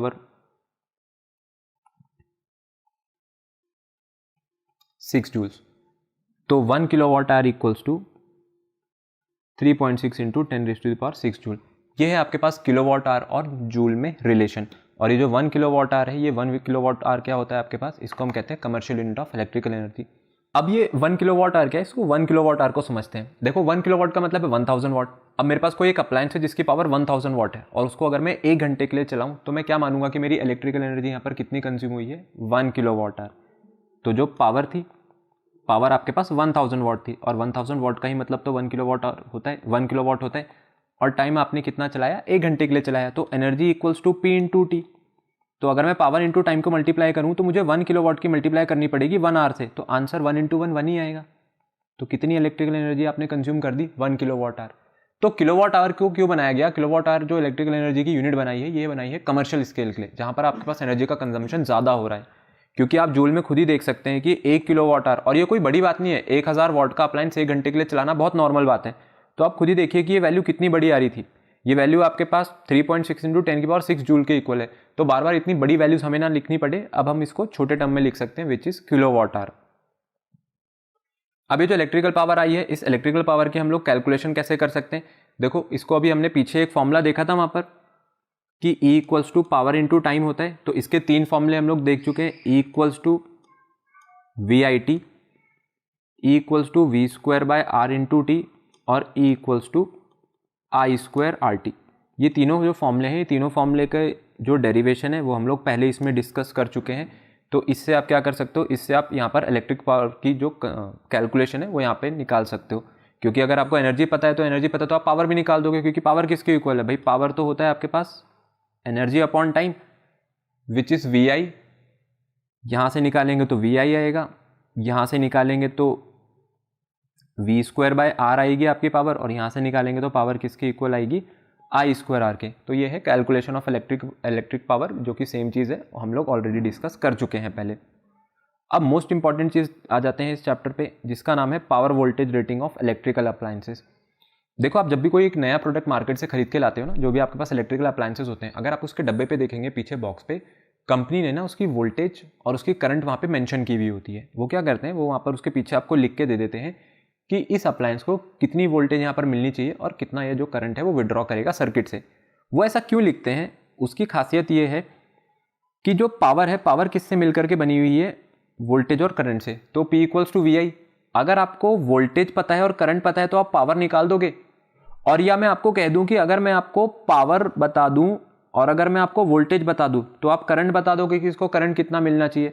तो इसको दोनों ही चीज़ों से समझा जा सकता है, P इक्वल्स टू वी आई, और वहीं से I किसके इक्वल आ गया, P अपॉन वी के। इसलिए कंपनी क्या करती है, कुछ जगह पर वोल्टेज और करंट मेंशन करती है ताकि आप पावर निकाल सको, और कुछ जगह पर क्या मेंशन रहता है, पावर और वोल्टेज। तो मैक्सिमम केसेस में पावर और वोल्टेज आपको पहले ही गिवन होती है, जिससे आपको ये पहले ही पता रहे कि मुझे इस डिवाइस को कितना करंट देना है। इससे ज़्यादा दे देंगे तो जो आपका डिवाइस है वो खराब हो सकता है और शॉर्ट सर्किट वहाँ पर सर्किट में देखने को मिल सकता है। तो अगर किसी भी डिवाइस के ऊपर पावर की, फॉर एग्जाम्पल मैं आपको बोलता हूँ कि एक हम लोग एग्जाम्पल लेते हैं, पावर किसी भी डिवाइस का 100 वॉट है और कंपनी ने बोला है आप इसके कितने वोल्ट पे ऑपरेट करोगे, आप इसे ऑपरेट करोगे यहाँ पर 200 वोल्ट पे, फॉर एग्जाम्पल 200 वोल्ट पे कर रहे हैं, तो इसको कितना करंट मिलना चाहिए P बाई वी के अकॉर्डिंग, 100/200। तो जिसके लिए आपके पास ये आंसर कितना आ जाएगा, आपके पास यहाँ से आंसर आ जाएगा 0.5 एम्पेयर। इसका मतलब इस डिवाइस को ना सिर्फ और सिर्फ 0.5 एम्पेयर का ही करंट चाहिए, इससे ऊपर करंट की इसको रिक्वायरमेंट नहीं है। लेकिन इससे ऊपर आ जाए तो क्या होगा, देखिए अगर इससे ऊपर आ जाता है तो जो डिवाइसेस है उनके साथ कंपनी ने यहाँ पर फ्यूज़ दे रखा होता है। वो फ्यूज़ क्या करता है, उस एक्सेसिव करंट के आते ही सर्किट को कट कर देता है, जिससे आपका जो डिवाइस है उसको कोई हार्म ना पहुँचे। तो आपके पास स्क्रीन पर यहाँ पर कुछ डिवाइसेस बने हुए हैं जिन सबके नीचे उनकी इलेक्ट्रिक पावर लिखी हुई है। अब ये पावर जो वोल्टेज रेटिंग है ये क्यों ज़रूरी है, ताकि आप यहाँ पर एक सेफ करंट निकाल सको अपने लिए, जो इस डिवाइस को यहाँ पर आगे मिलना चाहिए। अब इसके बाद हम लोग बात कर लेते हैं हीटिंग इफेक्ट ऑफ करंट की, कि ये हीटिंग इफेक्ट ऑफ करंट क्या है। देखिए हीटिंग इफेक्ट ऑफ करंट हमें क्यों देखने को मिलता है, ये आपके पास एक अनडिजायरेबल इफेक्ट है। मतलब आप नहीं चाहते हो कि कभी भी जब हम लोग किसी कंडक्टर से करंट पास करें तो वो हीट करे, लेकिन कुछ केसेस में आपके लिए ज़रूरी भी बन जाता है। तो जब भी आपके पास किसी डिवाइस से करंट पास करेगा तो रेजिस्टेंस की वजह से वो डिवाइस क्या करती है, वो डिवाइस हीट करने लगती है। अब अगर मैं बात करूँ कि आपके पास कुछ करंट कैरिंग वायर्स हैं जो कि यहाँ पर करंट को कैरी कर रही हैं, तो क्या उसका हीट होना बनता है? नहीं, हम नहीं चाहते हैं कि वो हीट करे। बट आपके पास अभी तक हमारे पास ऐसा कोई भी सिस्टम यहाँ पर एग्जिस्ट नहीं करता है जो कि पूरी की पूरी एनर्जी को 100% इनपुट एनर्जी को 100% आउटपुट एनर्जी में बदल दे। अगर आप लाइट जलाते हैं तो वो भी गर्म होती है, तो उसका लाइट का काम क्या है कि वो इलेक्ट्रिकल एनर्जी को आगे कन्वर्ट करके दे लाइट एनर्जी में, पर वो तो गर्म भी हो रही है, तो मतलब वो हीट एनर्जी भी दे रहा है। तो अब इसी तरह आपके पास जो हीटर है, अब हीटर का काम क्या है, हीटर का काम है सिर्फ हीट देना, पर वो लाइट भी तो प्रोड्यूस करता है। तो ये जो हीटर है, हीटर को हम लोग क्यों यूज़ कर पा रहे हैं, हीटर को हम लोग इसलिए यूज़ कर पा रहे हैं क्योंकि जो आपके पास अलॉयज़ हैं, अलॉयज़ की रेजिस्टेंस बहुत ज़्यादा हाई है, उनकी रेजिस्टिविटी बहुत ज़्यादा हाई है। तो जब उससे करंट पास करेगा तो वो बहुत ज़्यादा हीट करने लग जाते हैं। लेकिन आपको हीटर से लाइट नहीं चाहिए थी, बट वही चीज़ है कि हम इसको क्या बोल रहे हैं, ये हो रहा है आपके पास लॉस ऑफ एनर्जी। ये लॉस ऑफ एनर्जी हम लोग नहीं रोक सकते हैं कि अगर मैं चाहूँ कि मेरी 100% इलेक्ट्रिकल एनर्जी यहाँ पर कन्वर्ट हो जाए 100% आउटपुट में, इट इज़ नॉट पॉसिबल। किसी भी सिस्टम की एफिशिएंसी 100% नहीं हो सकती है। तो ये एक अनडिजायरेबल इफेक्ट था, बट मेरे काम आ गया। क्यों काम आ गया? क्योंकि आप इससे यहाँ पर हीटर का यूज़ कर पा रहे हो। भले मुझे उससे लाइट नहीं चाहिए थी, लेकिन हाँ, अगर रेजिस्टेंस का काम है यहाँ पर सिर्फ और सिर्फ करंट को रोकना, उससे जो निकलने वाली हीट है वो आपके किसी काम की नहीं है, तो ऐसा हर बार ट्रू नहीं होता है। तो ये एक अनडिजायरेबल इफेक्ट था, बट आपके काम का था। अब ये जो हीटिंग इफेक्ट था, इस हीटिंग इफेक्ट की हम लोग कैलकुलेशन कैसे करते हैं, इसकी कैलकुलेशन के लिए बनाया गया है जूल्स लॉ ऑफ हीटिंग।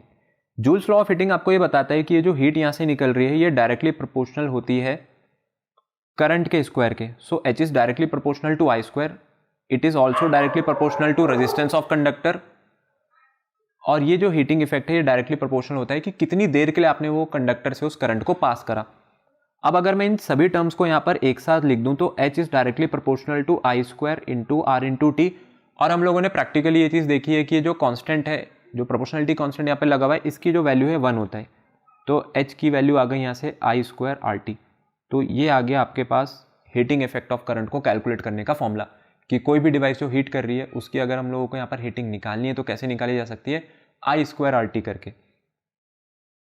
अच्छा, अभी हमने थोड़ी देर पहले एक यहाँ पर टॉपिक डिस्कस किया था जिसका नाम था commercial unit of electrical energy. एक चीज़ इसमें छूट गई है, वो ये है कि हम लोगों के घरों में जो बिजली आती है, आप लोगों ने देखा होगा कि वहाँ पर ना बात करते हैं कि एक यूनिट बिजली का रेट 8 रुपये है, एक यूनिट बिजली का रेट 10 रुपये है. तो वो 1 यूनिट क्या है? वो 1 यूनिट इसी किलोवाट आवर को कहते हैं. तो हमारे घर में जो भी लाइट आ रही है, जब सरकार यहाँ पर बिजली का रेट तय करती है जो वो 8 रुपये 10 रुपये, और आपके घरों में जो यहाँ पर बिल आता है वो इसी के अकॉर्डिंग आता है. आपने कितना अमाउंट ऑफ इलेक्ट्रिकल एनर्जी यहाँ पर खर्च करी, ठीक है, मैं बोलता हूँ आपने 100 किलोवाट आवर इलेक्ट्रिकल एनर्जी खर्च करी, और अगर बिजली का रेट वहाँ पर 10 रुपये है तो 100 इंटू 10 कर देंगे तो आंसर कितना आ जाएगा, 1000. और आपको कैसे पता चलेगा कि आपने कितना यहाँ पर खर्चा किया है? सीधी सी बात है, आपको पावर पता है कि हर एक डिवाइस की पावर कितनी है. अगर आप 1000 वाट का अप्लायंस चला रहे हो 2 घंटे के लिए, तो अगर आपने 1000 वाट का अप्लायंस चलाया 2 घंटे के लिए, तो 1000 वाट का मतलब है 2 किलोवाट. आपने यहाँ पर इलेक्ट्रिकल एनर्जी कितनी कंज्यूम करी होगी उस वक्त? 2 किलोवाट. और कितने घंटे के लिए कंज्यूम करी? मैं बोलता हूँ 2 घंटे के लिए. तो आंसर कितना आ गया आपके पास? 2 किलोवाट आवर. तो कॉस्ट कितनी आ गई इलेक्ट्रिसिटी की? इलेक्ट्रिसिटी की कॉस्ट है, हमने बोला 10 रुपये ले रही है गवर्नमेंट पर यूनिट, तो 4 इंटू 10 कर देंगे तो आंसर कितना आ जाएगा? 40 रुपीज़. इसका मतलब आपको गवर्नमेंट को कितना रुपए पे करना पड़ेगा? यहाँ पर 40 रुपीज़ पे करना पड़ेगा. ये एक बहुत इंपॉर्टेंट चीज़ रहती है जिसके ऊपर काफ़ी सारे क्वेश्चन पूछे जाते हैं एग्जाम्स में. कोई बड़ी बात नहीं है, इसको फाइंड आउट करना कोई मुश्किल चीज़ नहीं है, ईजी सी चीज़ है, बस आपको यहाँ पर इलेक्ट्रिकल एनर्जी निकालनी आनी चाहिए. फिर आगे बढ़ते हैं, जो हम लोगों ने इसको लास्ट जहाँ पे छोड़ा था हीटिंग इफेक्ट ऑफ करंट पे. तो हीटिंग इफेक्ट ऑफ करंट को कैलकुलेट करने का जो फॉर्मूला है आपके पास वो है H equals to I square RT. अब इसके बाद अगर हम बात करते हैं, अब लास्ट जो इसमें टॉपिक रहता है वो होता है applications of heating effect of current. तो आगे बात करते हैं हम लोग applications of heating effect of current की. तो जैसे मैंने आपको बोला था कि जो ये हीटिंग इफेक्ट है ना करंट का, ये एक अनडिजायरेबल इफेक्ट है, पर किसी किसी केस में हमारे लिए एडवांटेज बन जाता है. आप खुद सोचिए कि अगर ये हीटिंग इफेक्ट ऑफ करंट नहीं होता तो क्या आप गीजर यूज़ कर पाते, आप टोस्टर यूज़ कर पाते, क्या आप यहाँ पर अपनी जो आयरन है, स्टीम आयरन है, क्या आप इसको यूज़ कर पाते? नहीं. इवन आप हीटर्स का भी यूज़ नहीं कर सकते थे. तो ज़रूरी नहीं है कि जो ये अनडिजायरेबल इफेक्ट्स हैं हमारे लिए हमेशा के हमेशा डिसएडवांटेज ही बने रहे. कुछ केसेस में एडवांटेजेस भी रहते हैं. तो जो हीटिंग इफेक्ट ऑफ करंट है, इसलिए हमने सबसे पहला पॉइंट इसमें लिखा हुआ है कि जितने भी आप यहाँ पर अप्लायंसेस यूज़ करते हो जो कि इस कैटेगरी में आते हैं, toaster, oven, heaters, water heaters which is called geysers, ये सभी के सभी आपके पास एप्लीकेशन है किसका? हीटिंग इफेक्ट का. इवन जो इलेक्ट्रिक बल्ब होते हैं, इलेक्ट्रिक बल्ब का काम क्या है? इलेक्ट्रिक बल्ब का काम है यहाँ पर लाइट प्रोड्यूस करके देने का. लेकिन वो लाइट कैसे प्रोड्यूस कर रहे हैं यहाँ पर? इलेक्ट्रिसिटी की हेल्प से. देखिए उसके अंदर जो फिलामेंट है ना, वो फिलामेंट बना होता है टंगस्टन का. टंगस्टन आपके पास एक ऐसा मेटल है जिसका मेल्टिंग पॉइंट बहुत हाई है. और कितना है उसके पास मेल्टिंग पॉइंट? 3380 डिग्री सेल्सियस का उसका मेल्टिंग पॉइंट है. तो रेजिस्टेंस की वजह से गर्म होगा, लेकिन जब तक इसका टेम्परेचर इतना नहीं पहुंचेगा, इस रेंज का 3000 रेंज का, तब तक ये पिघलेगा नहीं. अगर ये पिघलेगा नहीं तो ये ग्लो करता है. ये रेजिस्टेंस की वजह से हीट भी कर रहा है लेकिन ग्लो भी कर रहा है. तो बल्ब थोड़ा गर्म भी हो जाता है, आपने देखा होगा, थोड़ा क्या काफ़ी गर्म हो जाता है, लेकिन लाइट भी प्रोड्यूस करके देता है. उसके पीछे रीज़न है टंगस्टन. अब बात ये होती है कि ये जो बल्ब है, इस बल्ब के अंदर हम लोग क्या करते हैं? इस बल्ब के अंदर हम लोग ना एक इनर्ट गैस फिल करके रखते हैं, जिसकी वजह से यहाँ पर ये जो बल्ब है ये समय के साथ जल के इसका फिलामेंट खत्म ना हो जाए जल्दी. तो इलेक्ट्रिक बल्ब को एक केमिकली अनरिएक्टिव गैस जो कि आर्गन या नाइट्रोजन हो सकती है, इसके साथ फिल किया जाता है ताकि ये जो फिलामेंट है इसका कंबशन ना हो और ये बल्ब आपका जल के खत्म ना हो जाए. तो इसीलिए हम लोग इस गर्म टंगस्टन फिलामेंट को जलने से बचाने के लिए इसके अंदर इनर्ट गैस फिल करके रखते हैं. फिर तीसरी सबसे खास और इंपॉर्टेंट चीज़ यहाँ पर ये रहती है कि ये जो हीटिंग इफेक्ट ऑफ करंट है, इसको एक और सेफ्टी डिवाइस में हम लोग यूज़ करते हैं जिसका नाम है फ्यूज़. अब देखिए फ्यूज़ क्या होता है? फ्यूज़ का काम होता है कि जब भी आपके पास सर्किट में एक्सेसिव करंट आए तो ये क्या करे, उस एक्सेसिव करंट के आते ही सर्किट को ब्रेक डाउन कर दे ताकि वो एक्सेसिव करंट आपके डिवाइसेस को ना मिल पाए. तो ये जो फ्यूज़ होती है, इस फ्यूज़ वायर को हम क्या करते हैं? इस फ्यूज़ वायर को हम लो मेल्टिंग पॉइंट मटेरियल से बनाते हैं. लो मेल्टिंग पॉइंट मटेरियल क्यों? क्योंकि रेजिस्टेंस का काम है हीट देना. जहाँ आपके पास सर्किट में करंट बढ़ा, तुरंत उसकी जो रेजिस्टेंस की वैल्यू है, रेजिस्टेंस की वैल्यू अगर बढ़ रही होगी तो करंट की वैल्यू वैसे ही कम होती है. लेकिन अगर करंट बढ़ेगा तो आप खुद देखिए इस फॉर्मूले से H equals to I square RT से, अगर मैं रेजिस्टेंस को बढ़ाता हूँ तो हीटिंग भी तो बढ़ जाएगी, और अगर हीटिंग बढ़ी तो ये जो फ्यूज़ वायर है, इस फ्यूज़ वायर की जो वायर लगी होती है इसके अंदर, ये मेल्ट करके गिर जाती है और आपकी जो सर्किट है ब्रेक हो जाती है। तो जो फ्यूज़ वायर्स हैं, फ्यूज़ वायर्स का काम होता है, इवन जो फ्यूज़ हैं इनका काम होता है आपके इलेक्ट्रिकल अप्लायंसेस को प्रोटेक्ट करना अननेसेसरी करंट से, या जो एक्सेसिव करंट आ जाता है सर्किट में। और इसको हम लोग बनाते हैं एक टिन कॉपर अलॉय से, और ये जो टिन कॉपर अलॉय रहता है इसका मेल्टिंग पॉइंट काफ़ी कम रहता है कि जैसे ही आपके पास वो करंट एक्सीड करा वो तुरंत पिघल करके सर्किट को ख़त्म कर दे। तो ये तो था आज की हमारी पहले चैप्टर इलेक्ट्रिसिटी का एक पूरा लेक्चर, जिसमें मैंने पूरा चैप्टर आपके लिए यहाँ पर कंप्लीट कवर किया है। इस चैप्टर के अगले पार्ट में हम देखेंगे इलेक्ट्रिसिटी से आए हुए कुछ प्रीवियस ईयर क्वेश्चंस और कुछ इंपॉर्टेंट क्वेश्चन जो कि हमेशा से पूछे गए हैं और आगे भी पूछे जा सकते हैं। तो मेक श्योर आप हमारी उस नेक्स्ट वीडियो को जरूर देखें, जिसमें हम कवर करने वाले हैं इसके कई सारे PYQs and solved examples and कुछ एक्सपेक्टेड क्वेश्चंस।